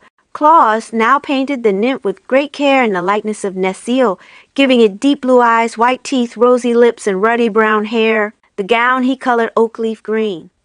And when the paint was dry, Claus himself was charmed with the new toy. Of course it was not nearly so lovely as the real Necile, but considering the material of which it was made, Claus thought it was very beautiful. When Bessie, riding upon her white palfrey, came to his dwelling next day, Claus presented her with the new toy. The little girl's eyes were brighter than ever as she examined the pretty image, and she loved it at once and held it close to her breast, as a mother does to her child. "What is it called, Claus?" she asked. Now Claus knew that nymphs do not like to be spoken of by mortals, so he could not tell Bessie it was an image of Necile he had given her. But as it was a new toy, he searched his mind for a new name to call it by, and the first word he thought of he decided would do very well. "It is called a dolly, my dear," he said to Bessie. "I shall call the dolly my baby," returned Bessie, kissing it fondly, "and I shall tend it and care for it just as nurse cares for me." "Thank you very much, Claus. Your gift has made me happier than I have ever been before." Then she rode away, hugging the toy in her arms, and Claus, seeing her delight, thought he would make another dolly, better and more natural than the first. He brought more clay from the brook, and remembering that Bessie had called the dolly her baby, he resolved to form this one into a baby's image. That was no difficult task to the clever workman, and soon the baby dolly was lying on the board and placed in the sun to dry. Then, with the clay that was left, he began to make an image of Bessie Blithesome herself. This was not so easy, for he found he could not make the silken robe of the Lord's daughter out of the common clay. So he called the fairies to his aid, and asked them to bring him colored silks, with which to make a real dress for the clay image. The fairies set off at once on their errand, and before nightfall they returned with a generous supply of silks and laces and golden threads. Claus now became impatient to complete his new dolly, and instead of waiting for the next day's sun, he placed a clay image upon his hearth and covered it over with glowing coals. By morning, when he drew the dolly from the ashes, it had baked as hard as if it had lain a full day in the hot sun. Now our Claus became a dressmaker as well as a toy maker. He cut the lavender silk and neatly sewed it into a beautiful gown that just fitted the new dolly. And he put a lace collar around its neck and pink silk shoes on its feet. The natural color of baked clay is a light gray, but Claus painted the face to resemble the color of flesh, and he gave the dolly Bessie's brown eyes and golden hair and rosy cheeks. It was really a beautiful thing to look upon, and sure to bring joy to some childish heart. While Claus was admiring it, he heard a knock at his door, and little Mary entered. Her face was sad, and her eyes red with continued weeping. "Why, what has grieved you, my dear?" asked Claus, taking the child in his arms. I've broke my tat," sobbed Mary. "How?" he inquired, his eyes twinkling. I dropped him and broke off him's tail, and then I dropped him and broke off him's ear. And now him's all spoiled." Claus laughed. "Never mind, Mary dear," he said. "How would you like this new dolly instead of a cat?" Mary looked at the silk-robed dolly, and her eyes grew big with astonishment. "Oh, to Laos!" she cried, clapping her small hands together with rapture. "Tan I have it, beautiful lady?" "Do you like it?" he asked. "I love it," said she. "It's better'n tats." "Then take it, dear, and be careful not to break it." Mary took the dolly with a joy that was almost reverent, and her face dimpled with smiles as she started along the path toward home. 6. The wickedness of the Awgwas. I must now tell you something about the Awgwas, that terrible race of creatures which caused our good Claus so much trouble and nearly succeeded in robbing the children of the world of their earliest and best friend. I do not like to mention the Awgwas, but they are a part of this history and cannot be ignored. They were neither mortals nor immortals, but stood midway between those classes of beings. The Awgwas were invisible to ordinary people, but not to immortals. They could pass swiftly through the air from one part of the world to another, and had the power of influencing the minds of human beings to do their wicked will. They were of gigantic stature, and had coarse, scowling countenances which show plainly their hatred of all mankind. They possessed no consciences whatever, and delighted only in evil deeds. Their homes were in rocky, mountainous places, from whence they sallied forth to accomplish their wicked purposes. The one of their number that could think of the most horrible deed for them to do was always elected the King Agua, and all the race obeyed his orders. Sometimes these creatures lived to become 100 years old, but usually they fought so fiercely among themselves that many were destroyed in combat, and when they died, that was the end of them. Mortals were powerless to harm them, and the immortals shuddered when the Awgwas were mentioned, and always avoided them. So they flourished for many years unopposed, and accomplished much evil. I am glad to assure you that these vile creatures have long since perished and passed from earth, but in the days when Claus was making his first toys, they were a numerous and powerful tribe. One of the principal sports of the Awgwas was to inspire angry passions in the hearts of little children, so that they quarreled and fought with one another. They would tempt boys to eat of unripe fruit, and then delight in the pain they suffered. They urged little girls to disobey their parents, and then would laugh when the children were punished. I do not know what causes a child to be naughty in these days, but when the Awgwas were on earth, naughty children were usually under their influence. Now, when Claus began to make children happy, he kept them out of the power of the Awgwas. For children possessing such lovely playthings as he gave them had no wish to obey the evil thoughts the Awgwas tried to thrust into their minds. Therefore, one year when the wicked tribe was to elect a new king, they chose an Awgwa who proposed to destroy Claus and take him away from the children. There are, as you know, fewer naughty children in the world since Claus came to the Laughing Valley and began to make his toys, said the new king, as he squatted upon a rock and looked around at the scowling faces of his people. "Why, Bessie Blithedale has not stamped her foot once this month, nor has Mary's brother slapped his sister's face or thrown the puppy into the rain barrel. Little Weekum took his bath last night without screaming or struggling because his mother had promised he should take his toy cat to bed with him," Such a condition of affairs is awful for any agua to think of, and the only way we can direct the naughty actions of children is to take this person Claus away from them. Good, good, cried the big aguas in a chorus, and they clapped their hands to applaud the speech of the king. But what shall we do with him? Asked one of the creatures. I have a plan, replied the wicked king, and what his plan was you will soon discover. That night Claus went to bed feeling very happy, for he had completed no less than 4 pretty toys during the day, and they were sure. He thought to make 4 little children happy, but while he slept the band of invisible aguas surrounded his bed, bound him with stout cords, and then flew away with him to the middle of a dark forest in far-off Aethop, where they laid him down and left him. When morning came, Claus found himself thousands of miles from any human being, a prisoner in the wild jungle of an unknown land. From the limb of a tree above his head swayed a huge python, one of those reptiles that are able to crush a man's bones in their coils. A few yards away crouched a savage panther, its glaring red eyes fixed full on the helpless Claus. One of those monstrous spotted spiders, whose sting is death, crept stealthily toward him over the matted leaves, which shriveled and turned black at its very touch. But Claus had been reared in Burzee and was not afraid. "Come to me, ye knooks of the forest!" he cried, and gave the low, peculiar whistle that the knooks know. The panther, which was about to spring upon its victim, turned and slunk away. The python swung itself into the tree and disappeared among the leaves. The spider stopped short in its advance and hid beneath a rotting log.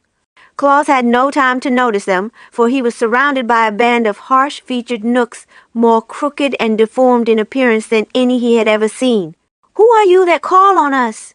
demanded one in a gruff voice. "The friend of your brothers in Burzee," answered Claus. "I have been brought here by my enemies, the Aguas, and left to perish miserably. Yet now I implore your help to release me and to send me home again." "Have you the sign?" asked another. "Yes," said Claus. They cut his bonds, and with his free arms he made the secret sign of the knooks. Instantly they assisted him to stand upon his feet, and they brought him food and drink to strengthen him. "Our brothers of Burzee make queer friends," grumbled an ancient knook whose flowing beard was pure white. "But he who knows our secret sign and signal is entitled to our help, whoever he may be. Close your eyes, stranger, and we will conduct you to your home. Where shall we seek it?" "'Tis in the Laughing Valley," answered Claus, shutting his eyes. "There is but one Laughing Valley in the known world, so we cannot go astray," remarked the knook. As he spoke, the sound of his voice seemed to die away, so Claus opened his eyes to see what caused the change. To his astonishment, he found himself seated on the bench by his own door, with the Laughing Valley spread out before him. That day he visited the wood-nymphs and related his adventure to Queen Zerline and Necile. "The Aguas have become your enemies," said the lovely queen thoughtfully, "so we must do all we can to protect you from their power." "It was cowardly to bind him while he slept," remarked Necile with indignation. "The evil ones are ever cowardly," answered Zerline, "but our friend's slumber shall not be disturbed again." The queen herself came to the dwelling of Claus that evening and placed her seal on every door and window to keep out the Aguas. And under the seal of Queen Zerline was placed the seal of the fairies and the seal of the ryls and the seals of the knooks, that the charm might become more powerful. And Claus carried his toys to the children again and made many more of the little ones happy. You may guess how angry the King Agua and his fierce band were when it was known to them that Claus had escaped from the Forest of Aethop. They raged madly for a whole week and then held another meeting among the rocks. "It is useless to carry him where the knooks reign," said the king, "for he has their protection. So let us cast him into a cave of our own mountains, where he will surely perish." This was promptly agreed to, and the wicked band set out that night to seize Claus. But they found his dwelling guarded by the seals of the immortals, and were obliged to go away baffled and disappointed. "Never mind," said the king, "he does not sleep always." Next day, as Claus traveled to the village across the plain where he intended to present a toy squirrel to a lame boy, he was suddenly set upon by the Aguas, who seized him and carried him away to the mountains. There they thrust him within a deep cavern, and rolled many huge rocks against the entrance to prevent his escape. Deprived thus of light and food, and with little air to breathe, our Claus was indeed in a pitiful plight. But he spoke the mystic words of the fairies, which always command their friendly aid, and they came to his rescue and transported him to the Laughing Valley in the twinkling of an eye. Thus the Aguas discovered they might not destroy one who had earned the friendship of the immortals. So the evil band sought other means of keeping Claus from bringing happiness to children, and so making them obedient. Whenever Claus set out to carry his toys to the little ones, an Ogwa, who had been set to watch his movements, sprang upon him and snatched the toys from his grasp. And the children were no more disappointed than was Claus when he was obliged to return home disconsolate. Still he persevered, and made many toys for his little friends, and started with them for the villages. And always the Ogwas robbed him as soon as he had left the valley. They threw the stolen playthings into one of their lonely caverns, and quite a heap of toys accumulated before Claus became discouraged and gave up all attempts to leave the valley. Then children began coming to him, since they found he did not go to them, but the wicked Ogwas flew around them and caused their steps to stray and the paths to become crooked. So never a little one could find a way into the Laughing Valley. Lonely days now fell upon Claus, for he was denied the pleasure of bringing happiness to the children whom he had learned to love. Yet he bore up bravely, for he thought surely the time would come when the Ogwas would abandon their evil designs to injure him. He devoted all his hours to toy making, and when one plaything had been completed, he stood it on a shelf he had built for that purpose. When the shelf became filled with rows of toys, he made another one and filled that also, so that in time he had many shelves filled with gay and beautiful toys representing horses, dogs, cats, elephants, lambs, rabbits, and deer, as well as pretty dolls of all sizes and balls and marbles of baked clay painted in gay colors. Often, as he glanced at this array of childish treasures, the heart of good old Claus became sad. So greatly did he long to carry the toys to his children. And at last, because he could bear it no longer, he ventured to go to the great Ak, to whom he told the story of his persecution by the Ogwas, and begged the Master Woodsman to assist him. 7. The great battle between good and evil. Ak listened gravely to the recital of Claus, stroking his beard the while with the slow, graceful motion that betokened deep thought. He nodded approvingly when Claus told how the knooks and fairies had saved him from death, and frowned when he heard how the Ogwas had stolen the children's toys. At last he said, "From the beginning I have approved the work you are doing among the children of men, and it annoys me that your good deeds should be thwarted by the Ogwas. We immortals have no connection whatever with the evil creatures who have attacked you. Always have we avoided them, and they, in turn, have hitherto taken care not to cross our pathway. But in this matter I find they have interfered with one of our friends, and I will ask them to abandon their persecutions, as you are under our protection." Claus thanked the Master Woodsman most gratefully and returned to his valley, while Ak, who never delayed carrying out his promises, at once traveled to the mountains of the Ogwas. There, standing on the bare rocks, he called on the king and his people to appear. Instantly the place was filled with throngs of the scowling Ogwas, and their king, perching himself on a point of rock, demanded fiercely, "Who dares call on us?" "It is I, the Master Woodsman of the world," responded Ak. "Here are no forests for you to claim," cried the king angrily. "We owe no allegiance to you nor to any immortal." "That is true," replied Ak calmly. "Yet you have ventured to interfere with the actions of Claus, who dwells in the Laughing Valley and is under our protection." Many of the Ogwas began muttering at this speech, and their king turned threateningly on the Master Woodsman. "You are set to rule the forest, but the plains and the valleys are ours," he shouted. "Keep to your own dark woods. We will do as we please with Claus. You shall not harm our friend in any way," replied Ak. "Shall we not?" asked the king impudently. "You will see. Our powers are vastly superior to those of mortals, and fully as great as those of immortals." "It is your conceit that misleads you," said Ak sternly. "You are a transient race, passing from life into nothingness. We who live forever pity but despise you. On earth you are scorned by all, and in heaven you have no place. Even the mortals, after their earth life, enter another existence for all time, and so are your superiors. How then dare you, who are neither mortal nor immortal, refuse to obey my wish?" The Ogwas sprang to their feet with menacing gestures, but their king motioned them back. "Never before," he cried to Ak, while his voice trembled with rage, "has an immortal declared himself the master of the Ogwas. Never shall an immortal venture to interfere with our actions again, for we will avenge your scornful words by killing your friend Claus within 3 days. Nor you, nor all the immortals can save him from our wrath. We defy your powers. Begone, Master Woodsman of the world. In the country of the Aguas you have no place. It is war, declared Ak with flashing eyes. It is war, returned the king savagely. In 3 days your friend will be dead. The master turned away and came to his Forest of Burzee, where he called a meeting of the immortals and told them of the defiance of the Aguas and their purpose to kill Claus within 3 days. The little folk listened to him quietly. What shall we do? Asked Ak. These creatures are of no benefit to the world, said the prince of the Knooks. We must destroy them. Their lives are devoted only to evil deeds, said the prince of the ryls. We must destroy them. They have no conscience and endeavor to make all mortals as bad as themselves, said the queen of the fairies. We must destroy them. They have defied the great Ak and threatened the life of our adopted son, said beautiful Queen Zerline. We must destroy them. The Master Woodsman smiled. You speak well, said he. These Aguas we know to be a powerful race, and they will fight desperately, yet the outcome is certain, for we who live can never die, even though conquered by our enemies, while every Agua who is struck down is one foe the less to oppose us. Prepare then for battle, and let us resolve to show no mercy to the wicked. Thus arose that terrible war between the immortals and the spirits of evil which is sung of in fairyland to this very day. The King Agua and his band determined to carry out the threat to destroy Claus. They now hated him for 2 reasons. He made children happy and was a friend of the Master Woodsman. But since Ak's visit, they had reason to fear the opposition of the immortals, and they dreaded defeat. So the king sent swift messengers to all parts of the world to summon every evil creature to his aid.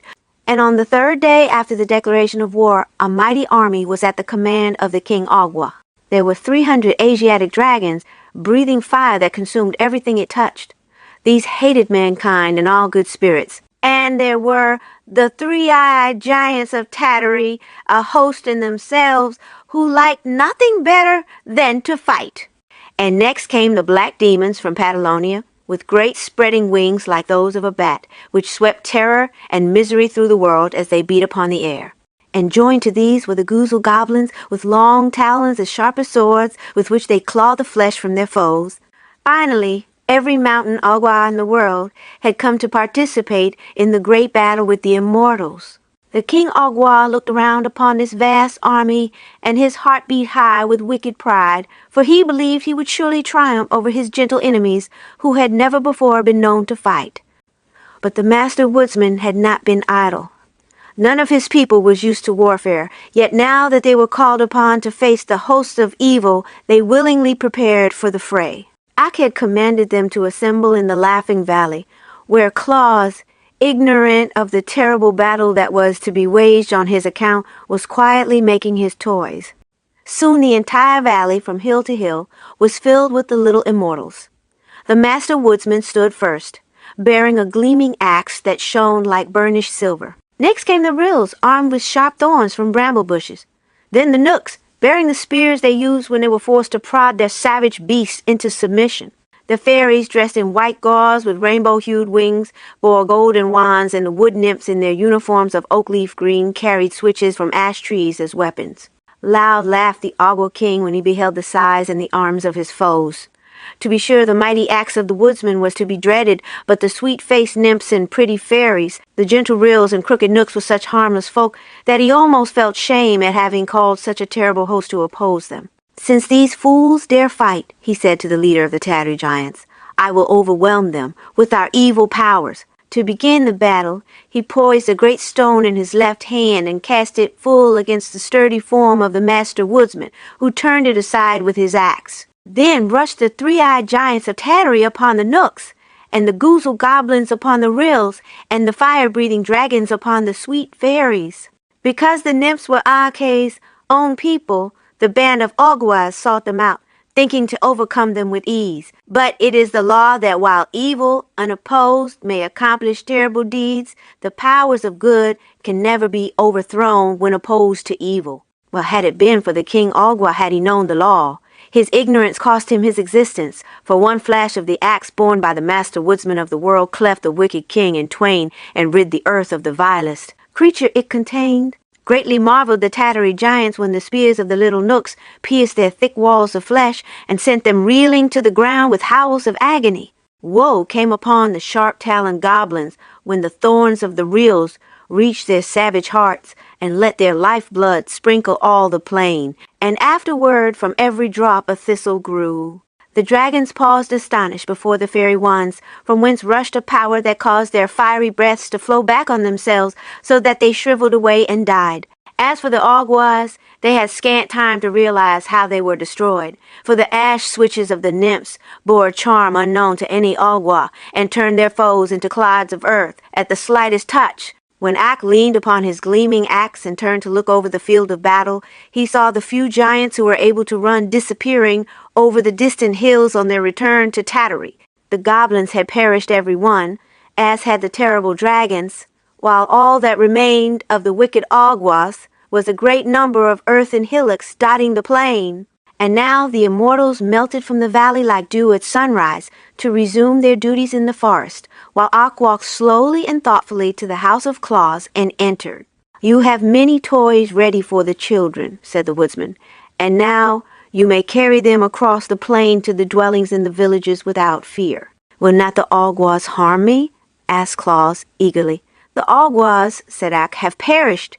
Now I will gladly have done with wicked spirits and with fighting and bloodshed. It was not from choice that I told of the Awgwas and their allies and of their great battle with the immortals. They were part of this history and could not be avoided." 8. The first journey with the reindeer. Those were happy days for Claus when he carried his accumulation of toys to the children who had awaited them so long. During his imprisonment in the valley, he had been so industrious that all his shelves were filled with playthings. And after quickly supplying the little ones living nearby, he saw he must now extend his travels to wider fields. Remembering the time when he had journeyed with Ake through all the world, he knew children were everywhere, and he longed to make as many as possible happy with his gifts. So he loaded a great sack with all kinds of toys, slung it upon his back that he might carry it more easily, and started off on a longer trip than he had yet undertaken. Wherever he showed his merry face in hamlet or in farmhouse, he received a cordial welcome, for his fame had spread into far lands. At each village, the children swarmed about him, following his footsteps wherever he went, and the women thanked him gratefully for the joy he brought their little ones. And the men looked upon him curiously that he should devote his time to such a queer occupation as toy-making. But everyone smiled on him and gave him kindly words, and Claus felt amply repaid for his long journey. When the sack was empty, he went back again to the Laughing Valley and once more filled it to the brim. This time he followed another road into a different part of the country and carried happiness to many children who never before had owned a toy or guessed that such a delightful plaything existed. After a third journey, so far away that Claus was many days walking the distance, the store of toys became exhausted, and without delay he set about making a fresh supply. From seeing so many children and studying their tastes, he had acquired several new ideas about toys. The dollies were, he had found, the most delightful of all playthings for babies and little girls, and often those who could not say dolly would call for a doll in their sweet baby talk. So Claus resolved to make many dolls of all sizes and to dress them in bright-colored clothing. The older boys and even some of the girls loved the images of animals, so he still made cats and elephants and horses. And many of the little fellows had musical natures and longed for drums and cymbals and whistles and horns. So he made a number of toy drums with tiny sticks to beat them with, and he made whistles from the willow trees and horns from the bog reeds and cymbals from bits of beaten metal. All this kept him busily at work, and before he realized it, the winter season came, with deeper snows than usual, and he knew he could not leave the valley with his heavy pack. Moreover, the next trip would take him farther from home than ever before, and Jack Frost was mischievous enough to nip his nose and ears if he undertook the long journey while the Frost King reigned. The Frost King was Jack's father, and never reproved him for his pranks, so Claus remained at his workbench. But he whistled and sang as merrily as ever, for he would allow no disappointment to sour his temper or make him unhappy. One bright morning he looked from his window and saw two of the deer he had known in the forest walking toward his house. Claus was surprised, not that the friendly deer should visit him, but that they walked on the surface of the snow as easily as if it were solid ground, notwithstanding the fact that throughout the valley the snow lay many feet deep. He had walked out of his house a day or two before and had sunk to his armpits in a drift. So when the deer came near, he opened the door and called to them. "Good morning, Flossie. Tell me how you are able to walk on the snow so easily." "It is frozen hard," answered Flossie. "The Frost King has breathed on it," said Glossie, coming up, "and the surface is now as solid as ice." "Perhaps," remarked Claus thoughtfully, "I might now carry my pack of toys to the children. Is it a long journey?" asked Flossie. "Yes, it will take me many days, for the pack is heavy," answered Claus. "Then the snow would melt before you could get back," said the deer. "You must wait until spring, Claus." Claus sighed. "Had I your fleet feet," said he, "I could make the journey in a day." "But you have not," returned Glossie, looking at his own slender legs with pride. "Perhaps I could ride upon your back," Claus ventured to remark after a pause. "Oh no, our backs are not strong enough to bear your weight," said Flossie decidedly. "But if you had a sledge and could harness us to it, we might draw you easily and your pack as well." "I'll make a sledge," exclaimed Claus. "Will you agree to draw me if I do?" "Well," replied Flossie, "we must first go and ask the Knooks, who are our guardians, for permission. But if they consent, and you can make a sledge and harness, we will gladly assist you." "Then go at once," cried Claus eagerly. "I am sure the friendly Knooks will give their consent, and by the time you are back I shall be ready to harness you to my sledge." Flossie and Glossie, being deer of much intelligence, had long wished to see the great world, so they gladly ran over the frozen snow to ask the Knooks if they might carry Claus on his journey. Meantime, the toy maker hurriedly began the construction of a sledge, using material from his woodpile. He made 2 long runners that turned upward at the front ends, and across these nailed shortboards to make a platform. It was soon completed, but was as rude in appearance as it is possible for a sledge to be. The harness was more difficult to prepare, but Claus twisted strong cords together and knotted them so they would fit around the necks of the deer in the shape of a collar. From these ran other cords to fasten the deer to the front of the sledge. Before the work was completed, Glossie and Flossie were back from the forest, having been granted permission by Will Nook to make the journey with Claus, provided they would to Burzee by daybreak the next morning. "That is not a very long time," said Flossie, "but we are swift and strong, and if we get started by this evening we can travel many miles during the night." Claus decided to make the attempt, so he hurried on his preparations as fast as possible. After a time he fastened the collars around the necks of his steeds and harnessed them to his rude sledge. Then he placed a stool on the little platform to serve as a seat and filled a sack with his prettiest toys. "How do you intend to guide us?" asked Glossie.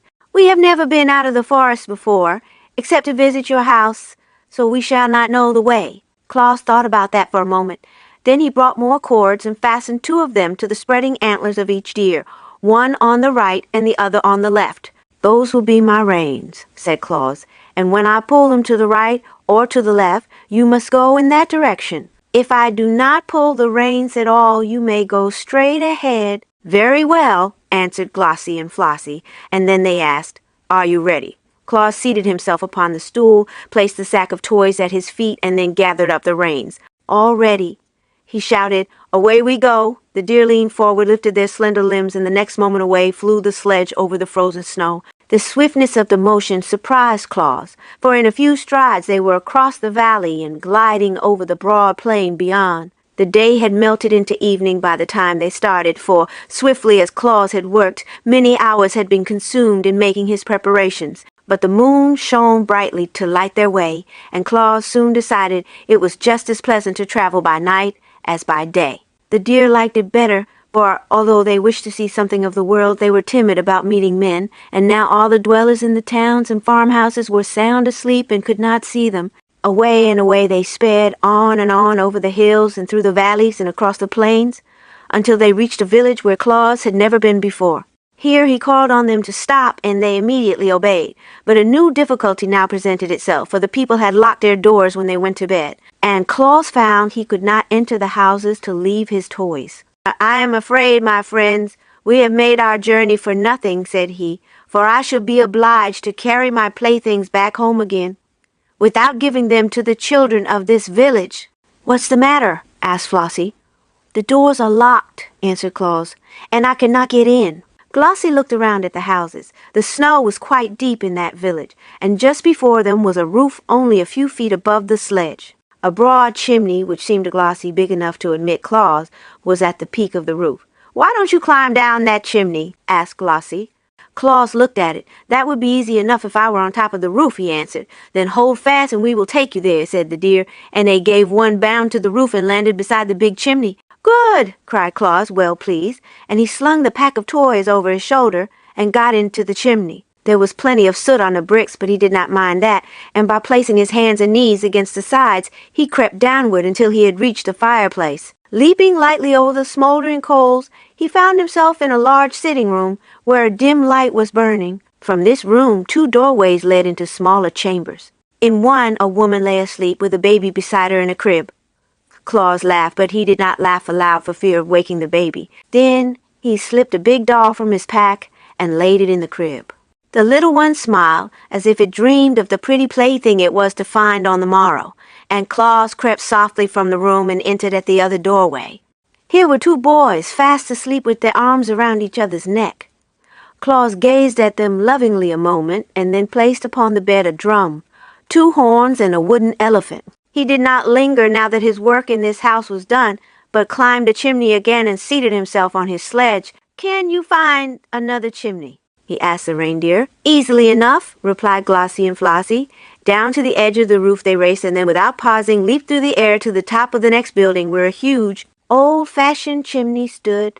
"Don't be so long this time," called Flossie, "or we shall never get back to the forest by daybreak." Claus made a trip down this chimney also, and found 5 children sleeping in the house, all of whom were quickly supplied with toys. When he returned, the deer sprang to the next roof, but on descending the chimney, Claus found no children there at all. That was not often the case in this village, however, so he lost less time than you might suppose in visiting the dreary homes where there were no little ones. When he had climbed down the chimneys of all the houses in that village, and had left a toy for every sleeping child, Claus found that his great sack was not yet half emptied. "Onward, friends," he called to the deer. "We must seek another village." So away they dashed, although it was long past midnight, and in a surprisingly short time they came to a large city, the largest Claus had ever visited since he began to make toys. But, nothing daunted by the throng of houses, he set to work at once, and his beautiful steeds carried him rapidly from one roof to another, only the highest being beyond the leaps of the agile deer. At last the supply of toys was exhausted, and Claus seated himself in the sledge, with the empty sack at his feet, and turned the heads of Glossie and Flossie toward home. Presently Flossie asked, "What is that gray streak in the sky?" "It is the coming dawn of day," answered Claus, surprised to find that it was so late. "Good gracious!" exclaimed Glossie.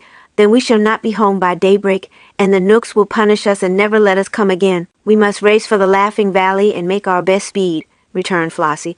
"So hold fast, friend Claus." Claus held fast, and the next moment was flying so swiftly over the snow that he could not see the trees as they whirled past. Up hill and down dale, swift as an arrow shot from a bow they dashed, and Claus shut his eyes to keep the wind out of them and left the deer to find their own way. It seemed to him they were plunging through space, but he was not at all afraid. The Knooks were severe masters and must be obeyed at all hazards, and the gray streak in the sky was growing brighter every moment. Finally, the sledge came to a sudden stop, and Claus, who was taken unawares, tumbled from his seat into a snowdrift. As he picked himself up, he heard the deer crying, "Quick, friend, quick, cut away our harness." He drew his knife and rapidly severed the cords, and then he wiped the moisture from his eyes and looked around him. The sledge had come to a stop in the Laughing Valley, only a few feet, he found, from his own door. In the east the day was breaking, and turning to the edge of Burzee, he saw Glossie and Flossie just disappearing in the forest. 9. Santa Claus.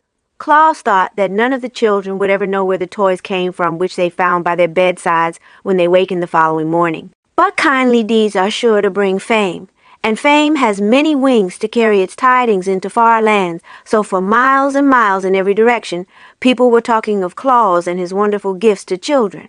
The sweet generousness of his work caused a few selfish folk to sneer, but even these were forced to admit their respect for a man so gentle-natured that he loved to devote his life to pleasing the helpless little ones of his race.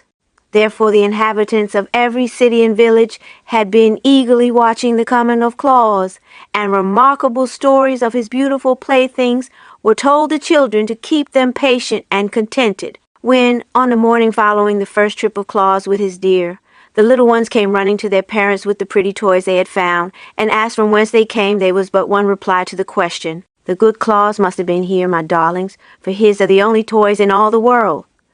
But how did he get in? Asked the children. At this the fathers shook their heads, being themselves unable to understand how Claus had gained admittance to their homes. But the mothers, watching the glad faces of their dear ones, whispered that the good Claus was no mortal man, but assuredly a saint, and they piously blessed his name for the happiness he had bestowed upon their children. A saint, said one with bowed head, has no need to unlock doors if it pleases him to enter our homes. And afterward, when a child was naughty or disobedient, its mother would say, "You must pray to the good Santa Claus for forgiveness. He does not like naughty children, and unless you repent, he will bring you no more pretty toys." But Santa Claus himself would not have approved this speech. He brought toys to the children because they were little and helpless, and because he loved them. He knew that the best of children was sometimes naughty, and that the naughty ones were often good. It is the way with children the world over, and he would not have changed their natures had he possessed the power to do so. And that is how our Claus became Santa Claus. It is possible for any man, by good deeds, to enshrine himself as a saint in the hearts of the people. 10. Christmas Eve. The day that broke as Claus returned from his night ride, with Glossie and Flossie brought to him a new trouble. Will Nook, the chief guardian of the deer, came to him, surly and ill-tempered, to complain that he had kept Glossie and Flossie beyond daybreak in opposition to his orders. Yet it could not have been very long after daybreak, said Claus. It was 1 minute after, answered Will Nook, and that is as bad as 1 hour. I shall set the stinging gnats on Glossie and Flossie, and they will thus suffer terribly for their disobedience. Don't do that, begged Claus. It was my fault. But Will Nook would listen to no excuses, and went away grumbling and growling in his ill-natured way. For this reason Claus entered the forest to consult Necile about rescuing the good deer from punishment. To his delight, he found his old friend, the Master Woodsman, seated in the circle of nymphs. Ock listened to the story of the night journey to the children and of the great assistance the deer had been to Claus by drawing his sledge over the frozen snow. I do not wish my friends to be punished, if I can save them, said the toy maker when he had finished the relation. They were only 1 minute late, and they ran swifter than a bird flies to get home before daybreak. Ock stroked his beard thoughtfully a moment, and then sent for the prince of the Knooks, who rules all his people in Burzee, and also for the queen of the fairies and the prince of the ryls. When all had assembled, Claus told his story again at Ock's command, and then the master addressed the prince of the Knooks, saying, "The good work that Claus is doing among mankind deserves the support of every honest immortal. Already he is called a saint in some of the towns, and before long the name of Santa Claus will be lovingly known in every home that is blessed with children. Moreover, he is a son of our forest, so we owe him our encouragement. You, ruler of the Knooks, have known him these many years. Am I not right in saying he deserves our friendship?" The prince, crooked and sour of visage as all Knooks are, looked only upon the dead leaves at his feet and muttered, "You are the Master Woodsman of the world." Ock smiled, but continued in soft tones, "It seems that the deer which are guarded by your people can be of great assistance to Claus. And as they seem willing to draw his sledge, I beg that you will permit him to use their services whenever he pleases." The prince did not reply, but tapped the curled point of his sandal with the tip of his spear, as if in thought. Then the fairy queen spoke to him in this way, "If you consent to Ock's request, I will see that no harm comes to your deer while they are away from the forest." And the prince of the ryls added, "For my part, I will allow to every deer that assists Claus the privilege of eating my casa plants, which give strength, and my grawl plants, which give fleetness of foot, and my marvin plants, which give long life." And the queen of the nymphs said, "The deer which draw the sledge of Claus will be permitted to bathe in the forest pool of Nares, which will give them sleek coats and wonderful beauty." The prince of the Knooks, hearing these promises, shifted uneasily on his seat, for in his heart he hated to refuse a request of his fellow immortals, although they were asking an unusual favor at his hands. And the Knooks are unaccustomed to granting favors of any kind. Finally he turned to his servants and said, "Call Will Nook." When surly Will came and heard the demands of the immortals, he protested loudly against granting them. "Deer are deer," said he, "and nothing but deer. Were they horses, it would be right to harness them like horses. But no one harnesses deer because they are free, wild creatures, owing no service of any sort to mankind. It would degrade my dear to labor for Claus, who is only a man in spite of the friendship lavished on him by the immortals. You have heard, said the prince to Ak. There is truth in what Will says. Call Glossie and Flossie, returned the master. The deer were brought to the conference, and Ak asked them if they objected to drawing the sledge for Claus. No, indeed, replied Glossie. We enjoyed the trip very much, and we tried to get home by daybreak, added Flossie, but were unfortunately a minute too late. A minute lost at daybreak doesn't matter, said Ak. You are forgiven for that delay, provided it does not happen again, said the Prince of the Knooks sternly. And will you permit them to make another journey with me? Asked Claus eagerly. The prince reflected while he gazed at Will, who was scowling, and at the Master Woodsman, who was smiling. Then he stood up and addressed the company as follows. Since you all urge me to grant the favor, I will permit the deer to go with Claus once every year on Christmas Eve, provided they always return to the forest by daybreak. He may select any number he pleases, up to 10, to draw his sledge, and those shall be known among us as reindeer, to distinguish them from the others. And they shall bathe in the pool of Nereus, and eat the casa and grawl and marbin plants, and shall be under the especial protection of the fairy queen. And now cease scowling, Will Nook, for my word shall be obeyed. He hobbled quickly away through the trees to avoid the thanks of Claus and the approval of the other immortals, and Will, looking as cross as ever, followed him. But Ak was satisfied, knowing that he could rely on the promise of the prince, however grudgingly given, and Glossie and Flossie ran home, kicking up their heels delightedly at every step. When is Christmas Eve? Claus asked the master. In about 10 days, he replied. Then I cannot use the deer this year, said Claus thoughtfully, for I shall not have time enough to make my sackful of toys. The shrewd prince foresaw that, responded Ak, and therefore named Christmas Eve as the day you might use the deer, knowing it would cause you to lose an entire year. If I only had the toys the Awgwas stole from me, said Claus sadly, I could easily fill my sack for the children. Where are they? Asked the master. I do not know, replied Claus, but the wicked Awgwas probably hid them in the mountains. Ak turned to the fairy queen. Can you find them? He asked. I will try, she replied brightly. Then Claus went back to the Laughing Valley to work as hard as he could, and a band of fairies immediately flew to the mountain that had been haunted by the Awgwas and began a search for the stolen toys. The fairies, as we well know, possess wonderful powers, but the cunning Awgwas had hidden the toys in a deep cave and covered the opening with rocks, so no one could look in. Therefore, all search for the missing playthings proved in vain for several days, and Claus, who sat at home waiting for news from the fairies, almost despaired of getting the toys before Christmas Eve. He worked hard every moment, but it took considerable time to carve out and to shape each toy and to paint it properly, so that on the morning before Christmas Eve, only half of one small shelf above the window was filled with playthings ready for the children. But on this morning, the fairies who were searching in the mountains had a new thought. They joined hands and moved in a straight line through the rocks that formed the mountain, beginning at the topmost peak and working downward, so that no spot could be missed by their bright eyes. And at last they discovered the cave where the toys had been heaped up by the wicked Awgwas. It did not take them long to burst open the mouth of the cave, and then each one seized as many toys as he could carry, and they all flew to Claus and laid the treasure before him. The good man was rejoiced to receive, just in the nick of time, such a store of playthings with which to load his sledge, and he sent word to Glossie and Flossie to be ready for the journey at nightfall. With all his other labors he had managed to find time, since the last trip, to repair the harness and to strengthen his sledge, so that when the deer came to him at twilight, he had no difficulty in harnessing them. We must go in another direction tonight, he told them, where we shall find children I have never yet visited. And we must travel fast and work quickly, for my sack is full of toys and running over the brim. So, just as the moon arose, they dashed out of the Laughing Valley and across the plain and over the hills to the south. The air was sharp and frosty, and the starlight touched the snowflakes and made them glitter like countless diamonds.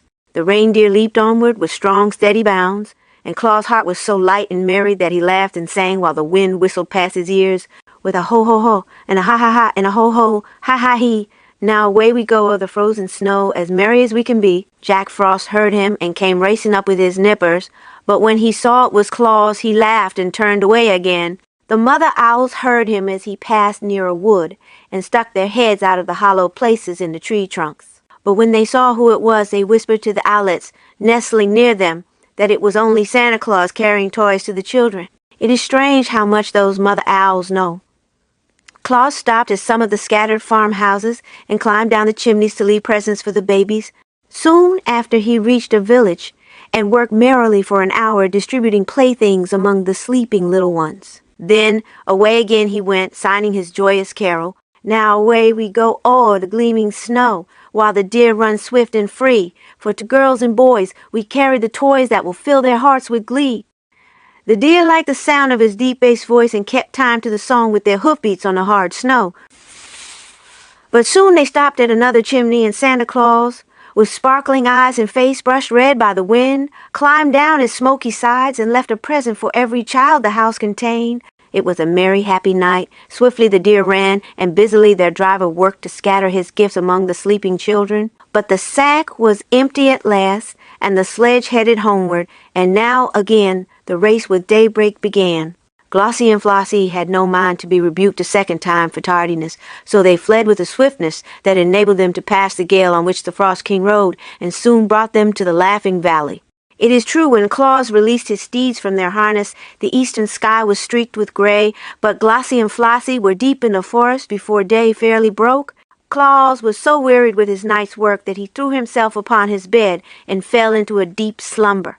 And while he slept, the Christmas sun appeared in the sky and shone upon hundreds of happy homes, where the sound of childish laughter proclaimed that Santa Claus had made them a visit. God bless him!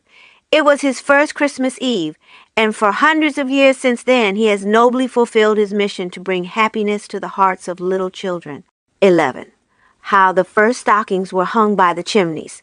When you remember that no child, until Santa Claus began his travels, had ever known the pleasure of possessing a toy, you will understand how joy crept into the homes of those who had been favored with a visit from the good man, and how they talked of him day by day in loving tones, and were honestly grateful for his kindly deeds.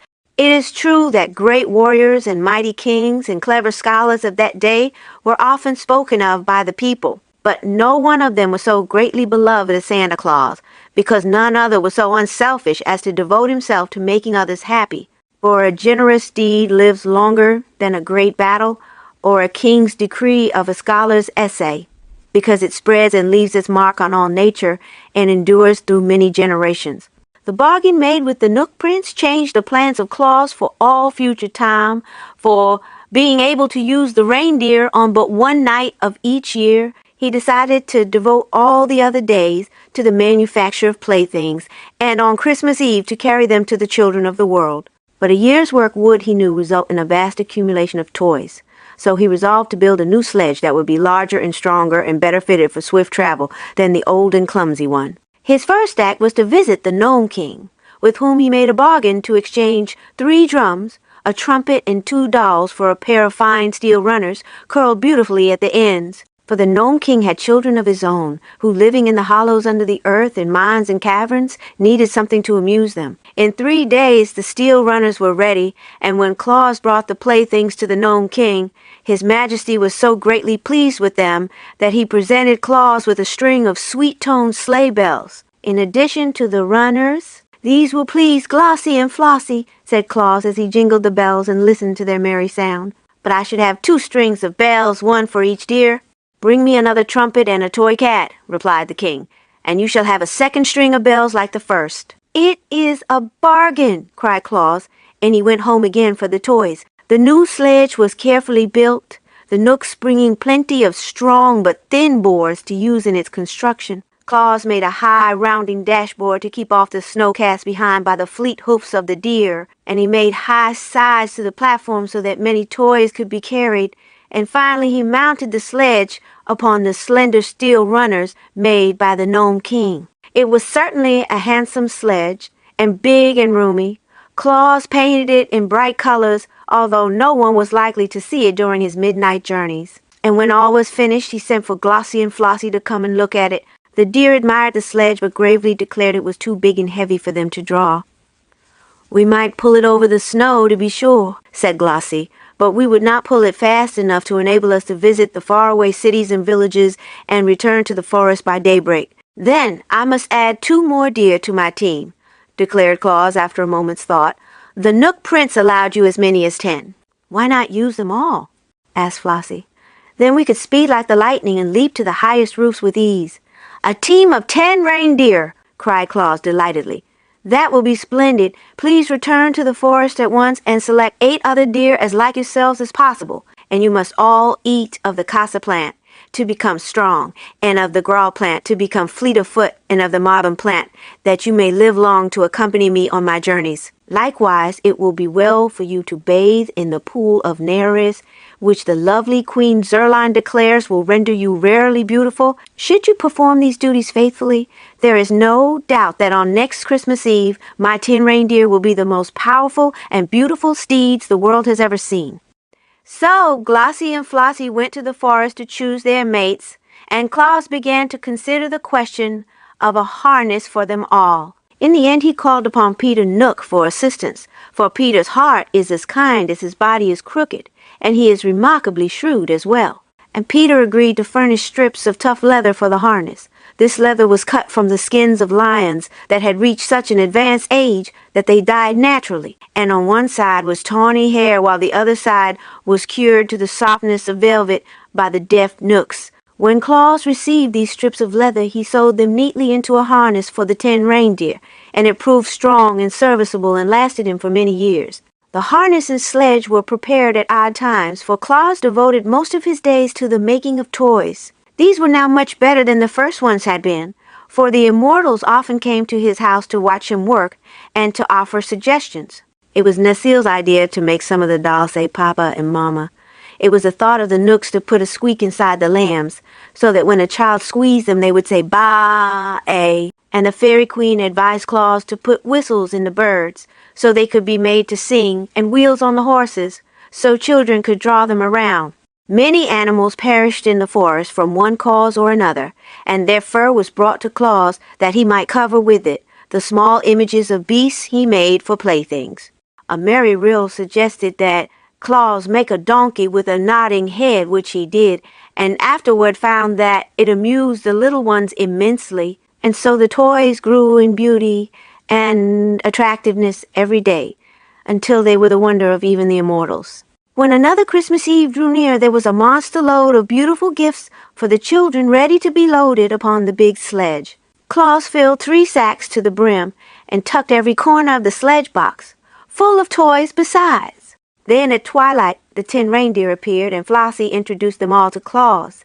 They were Racer and Pacer, Reckless and Speckless, Fearless and Peerless, and Ready and Steady, who with Glossie and Flossie made up the 10 who have traversed the world these hundreds of years with their generous master. They were all exceedingly beautiful, with slender limbs, spreading antlers, velvety dark eyes, and smooth coats of fawn color spotted with white. Claus loved them at once, and has loved them ever since, for they are loyal friends and have rendered him priceless service. The new harness fitted them nicely, and soon they were all fastened to the sledge by 2s, with Glossie and Flossie in the lead. These wore the strings of sleigh bells, and were so delighted with the music they made that they kept prancing up and down to make the bells ring. Claus now seated himself in the sledge, drew a warm robe over his knees and his fur cap over his ears, and cracked his long whip as a signal to start. Instantly the 10 leaped forward and were away like the wind, while jolly Claus laughed gleefully to see them run and shouted a song in his big, hearty voice, with a ho-ho-ho and a ha-ha-ha, and a ho-ho-ha-ha-he. Now away we go o'er the frozen snow, as merry as we can be. There are many joys in our load of toys, as many a child will know. We'll scatter them wide on our wild night ride o'er the crisp and sparkling snow. Now it was on this same Christmas Eve that little Margot and her brother Dick and her cousins Ned and Sarah, who were visiting at Margot's house, came in from making a snowman with their clothes damp, their mittens dripping, and their shoes and stockings wet through and through. They were not scolded, for Margot's mother knew the snow was melting, but they were sent early to bed that their clothes might be hung over chairs to dry. The shoes were placed on the red tiles of the hearth, where the heat from the hot embers would strike them, and the stockings were carefully hung in a row by the chimney directly over the fireplace. That was the reason Santa Claus noticed them when he came down the chimney that night, and all the household were fast asleep. He was in a tremendous hurry, and seeing the stockings all belonged to children, he quickly stuffed his toys into them and dashed up the chimney again, appearing on the roof so suddenly that the reindeer were astonished at his agility. I wish they would all hang up their stockings, he thought as he drove to the next chimney. It would save me a lot of time, and I could then visit more children before daybreak. When Margot and Dick and Ned and Sarah jumped out of bed next morning and ran downstairs to get their stockings from the fireplace, they were filled with delight to find the toys from Santa Claus inside them. In face, I think they found more presents in their stockings than any other children of that city had received, for Santa Claus was in a hurry and did not stop to count the toys. Of course, they told all their little friends about it, and of course every one of them decided to hang his own stockings by the fireplace the next Christmas Eve. Even Bessie Blossom, who made a visit to that city with her father, the great Lord of Lurd, heard the story from the children and hung her own pretty stockings by the chimney when she returned home at Christmas time. On his next trip, Santa Claus found so many stockings hung up in anticipation of his visit that he could fill them in a jiffy and be away again in half the time required to hunt the children up and place the toys by their bedsides. The custom grew year after year and has always been a great help to Santa Claus. And with so many children to visit, he surely needs all the help we are able to give him. 12. The first Christmas tree. Claus had always kept his promise to the Knooks by returning to the Laughing Valley by daybreak, but only the swiftness of his reindeer has enabled him to do this, for he travels over all the world. He loved his work, and he loved the brisk night ride on his sledge and the gay tinkle of the sleigh bells. On that first trip with the 10 reindeer, only Glossie and Flossie wore bells. But each year thereafter, for 8 years, Claus carried presents to the children of the Gnome King, and that good-natured monarch gave him in return a string of bells at each visit, so that finally every one of the 10 deer was supplied. And you may imagine what a merry tune the bells played as the sledge sped over the snow. The children's stockings were so long that it required a great many toys to fill them, and soon Claus found there were other things besides toys that children love. So he sent some of the fairies, who were always his good friends, into the tropics, from whence they returned with great bags full of oranges and bananas which they had plucked from the trees. And other fairies flew to the wonderful valley of Funnyland, where delicious candies and bonbons grow thickly on the bushes, and returned laden with many boxes of sweetmeats for the little ones. These things Santa Claus, on each Christmas Eve, placed in the long stockings, together with his toys, and the children were glad to get them, you may be sure. There are also warm countries where there is no snow in winter, but Claus and his reindeer visited them, as well as the colder climes. For there were little wheels inside the runners of his sledge, which permitted it to run as smoothly over bare ground as on the snow. And the children who lived in the warm countries learned to know the name of Santa Claus, as well as those who lived nearer to the Laughing Valley. Once, just as the reindeer were ready to start on their yearly trip, a fairy came to Claus and told him of 3 little children who lived beneath a rude tent of skins on a broad plain where there were no trees whatever. These poor babies were miserable and unhappy, for their parents were ignorant people who neglected them sadly. Claus resolved to visit these children before he returned home, and during his ride he picked up the bushy top of a pine tree which the wind had broken off and placed it in his sledge. It was nearly morning when the deer stopped before the lonely tent of skins where the poor children lay asleep. Claus at once planted the bit of pine tree in the sand and stuck many candles on the branches. Then he hung some of his prettiest toys on the tree, as well as several bags of candies. It did not take long to do all this, for Santa Claus works quickly, and when all was ready he lighted the candles and, thrusting his head in at the opening of the tent, he shouted, "Merry Christmas, little ones." With that he leaped into his sledge and was out of sight before the children, rubbing the sleep from their eyes, could come out to see who had called them. You can imagine the wonder and joy of those little ones who had never in their lives known a real pleasure before when they saw the tree, sparkling with lights that shone brilliant in the gray dawn and hung with toys enough to make them happy for years to come. They joined hands and danced around the tree, shouting and laughing, until they were obliged to pause for breath, and their parents also came out to look and wonder. and thereafter had more respect and consideration for their children, since Santa Claus had honored them with such beautiful gifts. The idea of the Christmas tree pleased Claus, and so the following year he carried many of them in his sledge and set them up in the homes of poor people who seldom saw trees, and placed candles and toys on the branches. Of course, he could not carry enough trees in one load of all who wanted them, but in some homes the fathers were able to get trees and have them all ready for Santa Claus when he arrived. And these the good Claus always decorated as prettily as possible and hung with toys enough for all the children who came to see the tree lighted. These novel ideas and the generous manner in which they were carried out made the children long for that one night in the year when their friend Santa Claus should visit them. And as such anticipation is very pleasant and comforting, the little ones gleaned much happiness by wondering what would happen when Santa Claus next arrived. Perhaps you remember that stern Baron Braun, who once drove Claus from his castle and forbade him to visit his children? Well, many years afterward, when the old Baron was dead and his son ruled in his place, the new Baron Braun came to the house of Claus with his train of knights and pages and henchmen, and dismounting from his charger, bared his head humbly before the friend of children. "My father did not know your goodness and worth," he said, "and therefore threatened to hang you from the castle walls. But I have children of my own who long for a visit from Santa Claus, and I have come to beg that you will favor them hereafter as you do other children."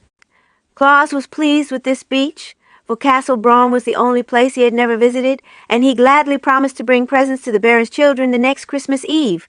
The Baron went away contented, and Claus kept his promise faithfully. Thus did this man, through very goodness, conquer the hearts of all, and it is no wonder he was ever merry and gay, for there was no home in the wide world where he was not welcomed more royally than any king. Old age. 1. The mantle of immortality. And now we come to a turning point in the career of Santa Claus, and it is my duty to relate the most remarkable that has happened since the world began or mankind was created. We have followed the life of Claus from the time he was found a helpless infant by the wood-nymph Necile and reared to manhood in the great Forest of Burzee. And we know how he began to make toys for children, and how, with the assistance and goodwill of the immortals, he was able to distribute them to the little ones throughout the world. For many years he carried on this noble work, for the simple, hard-working life he led gave him perfect health and strength. And doubtless a man can live longer in the beautiful Laughing Valley, where there are no cares and everything is peaceful and merry, than in any other part of the world. But when many years had rolled away, Santa Claus grew old. The long beard of golden brown that once covered his cheeks and chin gradually became gray, and finally turned to pure white. His hair was white too, and there were wrinkles at the corners of his eyes, which showed plainly when he laughed. He had never been a very tall man, and now he became fat, and waddled very much like a duck when he walked. But in spite of these things, he remained as lively as ever, and was just as jolly and gay, and his kind eyes sparkled as brightly as they did that first day when he came to the Laughing Valley. Yet a time is sure to come when every mortal who has grown old and lived his life is required to leave this world for another. So it is no wonder that, after Santa Claus had driven his reindeer on many and many a Christmas Eve, those stanch friends finally whispered among themselves that they had probably drawn his sledge for the last time. Then all the Forest of Burzee became sad, and all the Laughing Valley was hushed, for every living thing that had known Claus had used to love him and to brighten at the sound of his footsteps or the notes of his merry whistle. No doubt the old man's strength was at last exhausted, for he made no more toys but lay on his bed as in a dream. The nymph Necile, she who had reared him and been his foster mother, was still youthful and strong and beautiful, and it seemed to her but a short time since this aged, gray-bearded man had lain in her arms and smiled on her with his innocent baby lips. In this is shown the difference between mortals and immortals. It was fortunate that the great AK came to the forest at this time. Necile sought him with troubled eyes and told him of the fate that threatened their friend Claus. At once the master became grave, and he leaned upon his axe and stroked his grizzled beard thoughtfully for many minutes. Then suddenly he stood up straight, and poised his powerful head with firm resolve, and stretched out his great right arm as if determined on doing some mighty deed. For a thought had come to him so grand in its conception that all the world might well bow before the Master Woodsman and honor his name forever. It is well known that when the great AK once undertakes to do a thing, he never hesitates an instant. Now he summoned his fleetest messengers and sent them in a flash to many parts of the earth, and when they were gone, he turned to the anxious Necile and comforted her, saying, "Be of good heart, my child, our friend still lives. And now run to your queen and tell her that I have summoned a council of all the immortals of the world to meet with me here in Burzee this night. If they obey and hearken unto my words, Claus will drive his reindeer for countless ages yet to come." At midnight there was a wondrous scene in the ancient forest of Burzee, where for the first time in many centuries the rulers of the immortals who inhabit the earth were gathered together. There was the queen of the water sprites, whose beautiful form was as clear as crystal, but continually dripped water on the bank of moss where she sat.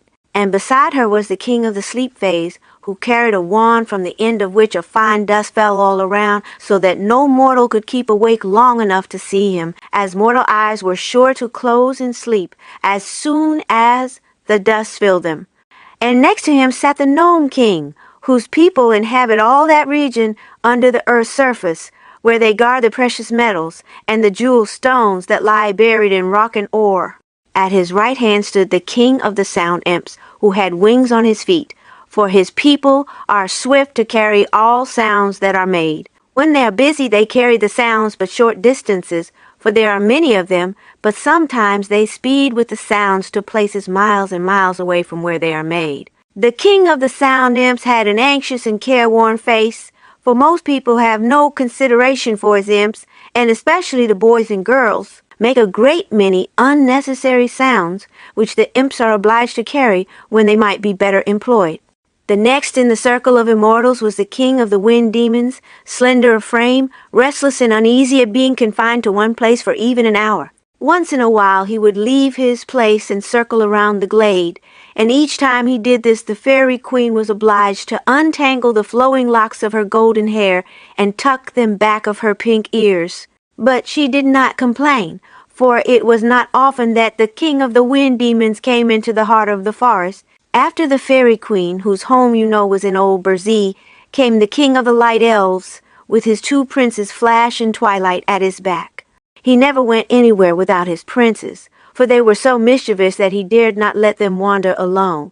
Prince Flash bore a lightning bolt in his right hand and a horn of gunpowder in his left, and his bright eyes roved constantly around as if he longed to use his blinding flashes. Prince Twilight held a great snuffer in one hand and a big black cloak in the other, and it is well known that unless Twilight is carefully watched, the snuffers or the cloak will throw everything into darkness. And darkness is the greatest enemy the king of the light elves has. In addition to the immortals I have named were the king of the knooks, who had come from his home in the jungles of India, and the king of the ryls, who lived among the gay flowers and luscious fruits of Valencia. Sweet Queen Zerline of the wood-nymphs completed the circle of immortals. But in the center of the circle sat three others who possessed powers so great that all the kings and queens showed them reverence.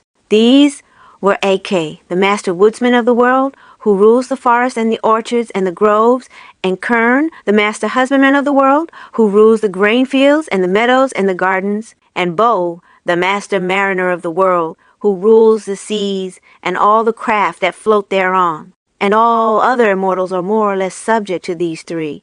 When all had assembled, the Master Woodsman of the world stood up to address them, since he himself had summoned them to the council. Very clearly he told them the story of Claus, beginning at the time when as a babe he had been adopted a child of the forest, and telling of his noble and generous nature and his lifelong labors to make children happy.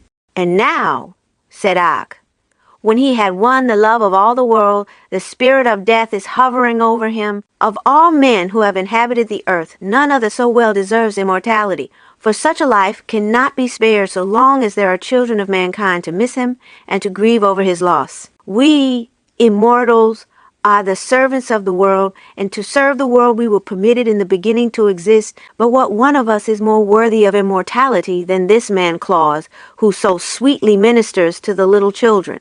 He paused and glanced around the circle to find every immortal listening to him eagerly and nodding approval. Finally, the king of the wind demons, who had been whistling softly to himself, cried out, "What is your desire, O Ak?" "To bestow upon Claus the mantle of immortality, said Ak boldly. That this demand was wholly unexpected was proved by the immortals springing to their feet and looking into each other's face with dismay, and then upon Ak with wonder. For it was a grave matter, this parting with the mantle of immortality. The queen of the water sprites spoke in her low, clear voice, and the words sounded like raindrops splashing upon a window pane. "In all the world there is but one mantle of immortality," she said.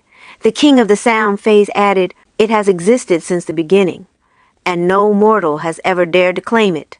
And the master mariner of the world arose and stretched his limbs, saying, "Only by the vote of every immortal can it be bestowed upon a mortal." "I know all this," answered Ak quietly. "But the mantle exists, and if it was created, as you say, in the beginning, it was because the Supreme Master knew that someday it would be required. Until now, no mortal has deserved it, but who among you dares deny that the good Claus deserves it? Will you not all vote to bestow it upon him?"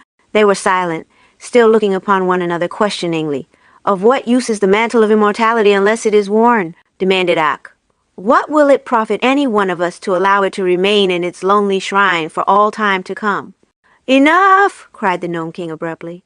"We will vote on the matter, yes or no. For my part, I say yes." "And I," said the Fairy Queen promptly, and Ak rewarded her with a smile.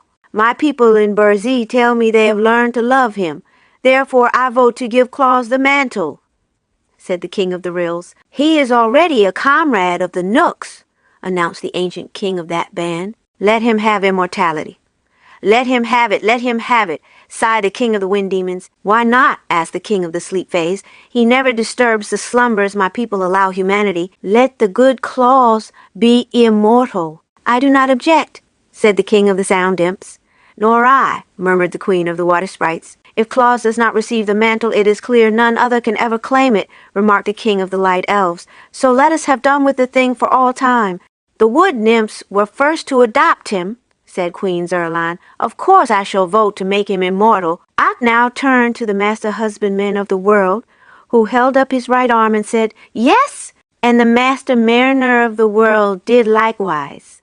After which Ak, with sparkling eyes and smiling face, cried out, "I thank you, fellow immortals, for all have voted yes, and so to our dear Claus shall fall the one mantle of immortality that it is in our power to bestow." "Let us fetch it at once," said the Fey King. "I'm in a hurry." They bowed assent, and instantly the forest glade was deserted. But in a place midway between the earth and the sky was suspended a gleaming crypt of gold and platinum, aglow with soft lights shed from the facets of countless gems. Within a high dome hung the precious mantle of immortality, and each immortal placed a hand on the hem of the splendid robe and said, as with one voice, "We bestow this mantle upon Claus, who is called the patron saint of children." At this the mantle came away from its lofty crypt, and they carried it to the house in the Laughing Valley. The spirit of death was crouching very near to the bedside of Claus, and as the immortals approached, she sprang up and motioned them back with an angry gesture. But when her eyes fell upon the mantle they bore, she shrank away with a low moan of disappointment, and quitted that house forever.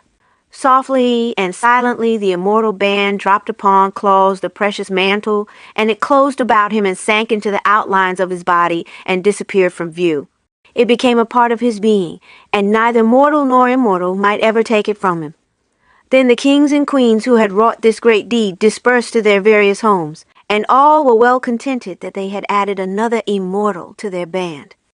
And Claus slept on, the red blood of everlasting life coursing swiftly through his veins, and on his brow was a tiny drop of water that had fallen from the ever-melting gown of the queen of the water sprites. And over his lips hovered a tender kiss that had been left by the sweet nymph Necile, for she had stolen in when the others were gone to gaze with rapture upon the immortal form of her foster son. 2. When the world grew old. The next morning, when Santa Claus opened his eyes and gazed around the familiar room, which he had feared he might never see again, he was astonished to find his old strength renewed, and to feel the red blood of perfect health coursing through his veins. He sprang from his bed and stood where the bright sunshine came in through his window and flooded him with its merry dancing rays. He did not then understand what had happened to restore to him the vigor of youth, but in spite of the fact that his beard remained the color of snow, and that wrinkles still lingered in the corners of his bright eyes, Old Santa Claus felt as brisk and merry as a boy of 16 and was soon whistling contentedly as he busied himself fashioning new toys. Then I came to him and told of the mantle of immortality and how Claus had won it through his love for little children. It made old Santa look grave for a moment to think he had been so favored, but it also made him glad to realize that now he need never fear being parted from his dear ones. At once, he began preparations for making a remarkable assortment of pretty and amusing playthings, and in larger quantities than ever before. For now that he might always devote himself to this work, he decided that no child in the world, poor or rich, should hereafter go without a Christmas gift if he could manage to supply it. The world was new in the days when dear old Santa Claus first began toy making and won, by his loving deeds, the mantle of immortality, and the task of supplying cheering words, sympathy, and pretty playthings to all the young of his race did not seem a difficult undertaking at all. But every year more and more children were born into the world, and these, when they grew up, began spreading slowly over all the face of the earth, seeking new homes, so that Santa Claus found each year that his journeys must extend farther and farther from the Laughing Valley, and that the packs of toys must be made larger and ever larger. So at length he took counsel with his fellow immortals how his work might keep pace with the increasing number of children, that none might be neglected.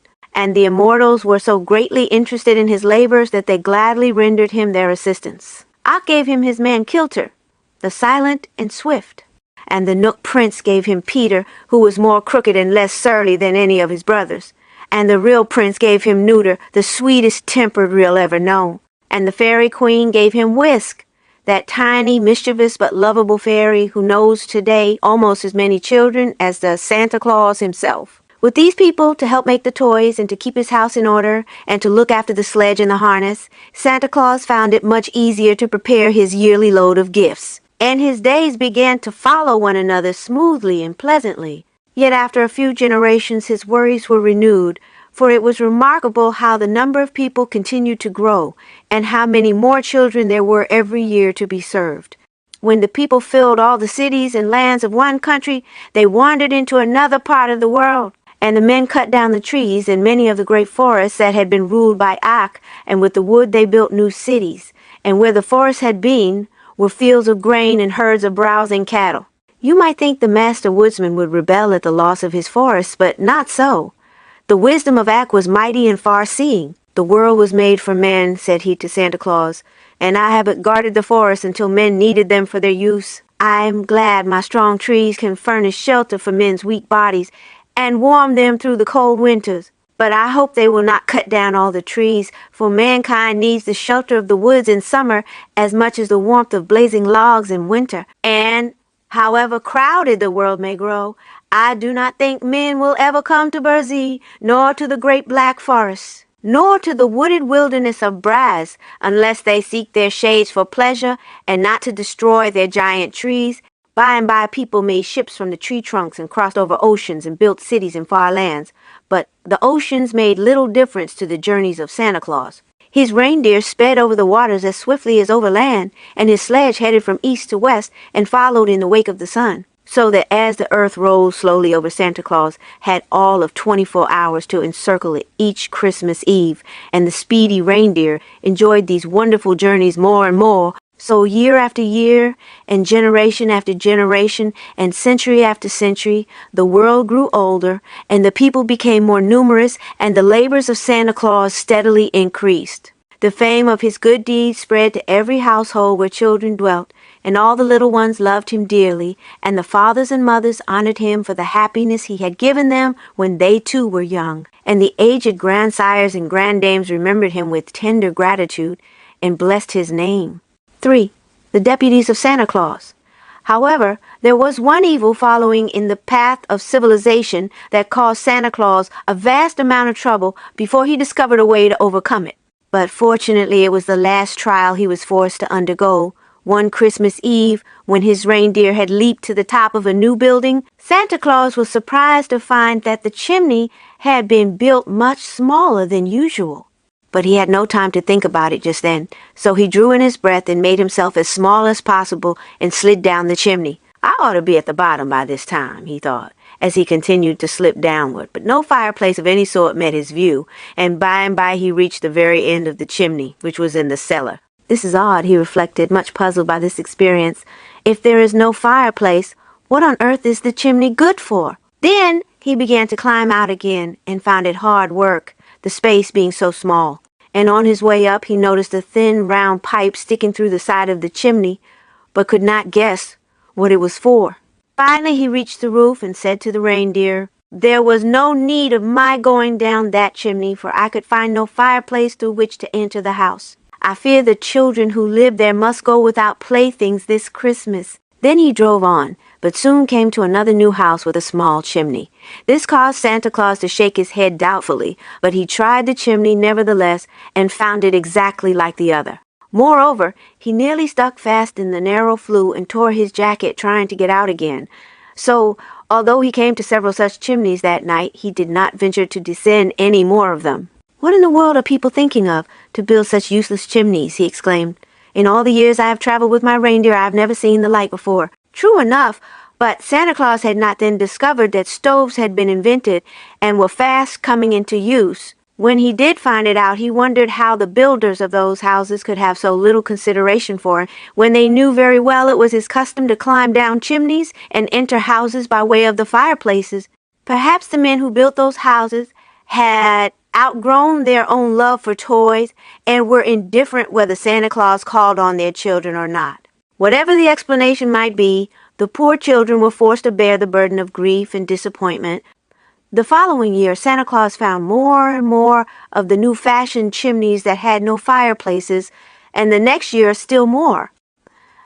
The third year, so numerous had the narrow chimneys become, he even had a few toys left in his sledge that he was unable to give away because he could not get to the children. The matter had now become so serious that it worried the good man greatly, and he decided to talk it over with Kilter and Peter and Nooter and Whisk. Kilter already knew something about it, for it had been his duty to run around to all the houses just before Christmas and gather up the notes and letters to Santa Claus that the children had written, telling what they wished put in their stockings or hung on their Christmas trees. But Kilter was a silent fellow, and seldom spoke of what he saw in the cities and villages.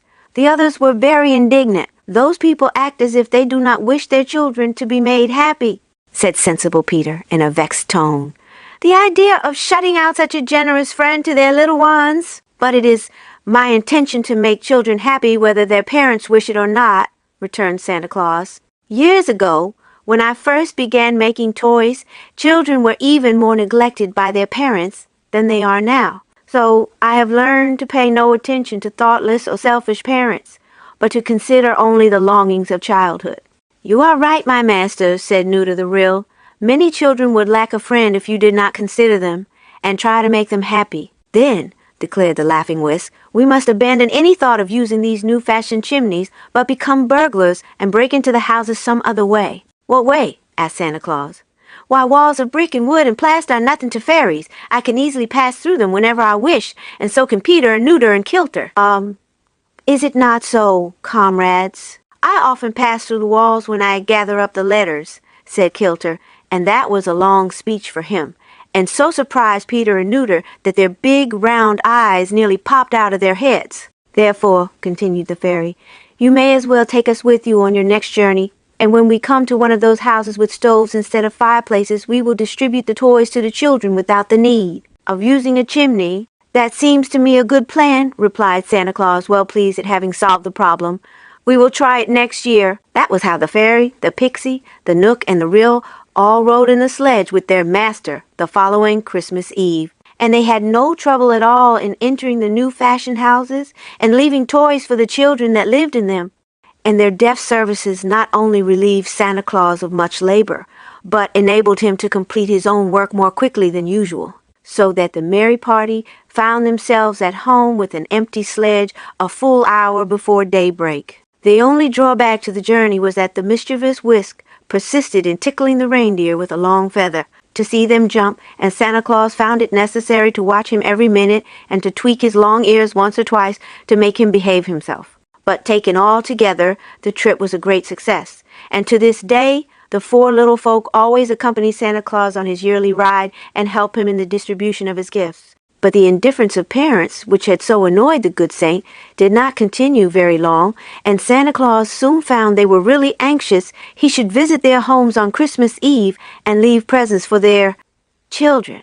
So, to lighten his task, which was fast becoming very difficult indeed, old Santa decided to ask the parents to assist him. "Get your Christmas trees all ready for my coming," he said to them, "and then I shall be able to leave the presents without loss of time, and you can put them on the trees when I am gone."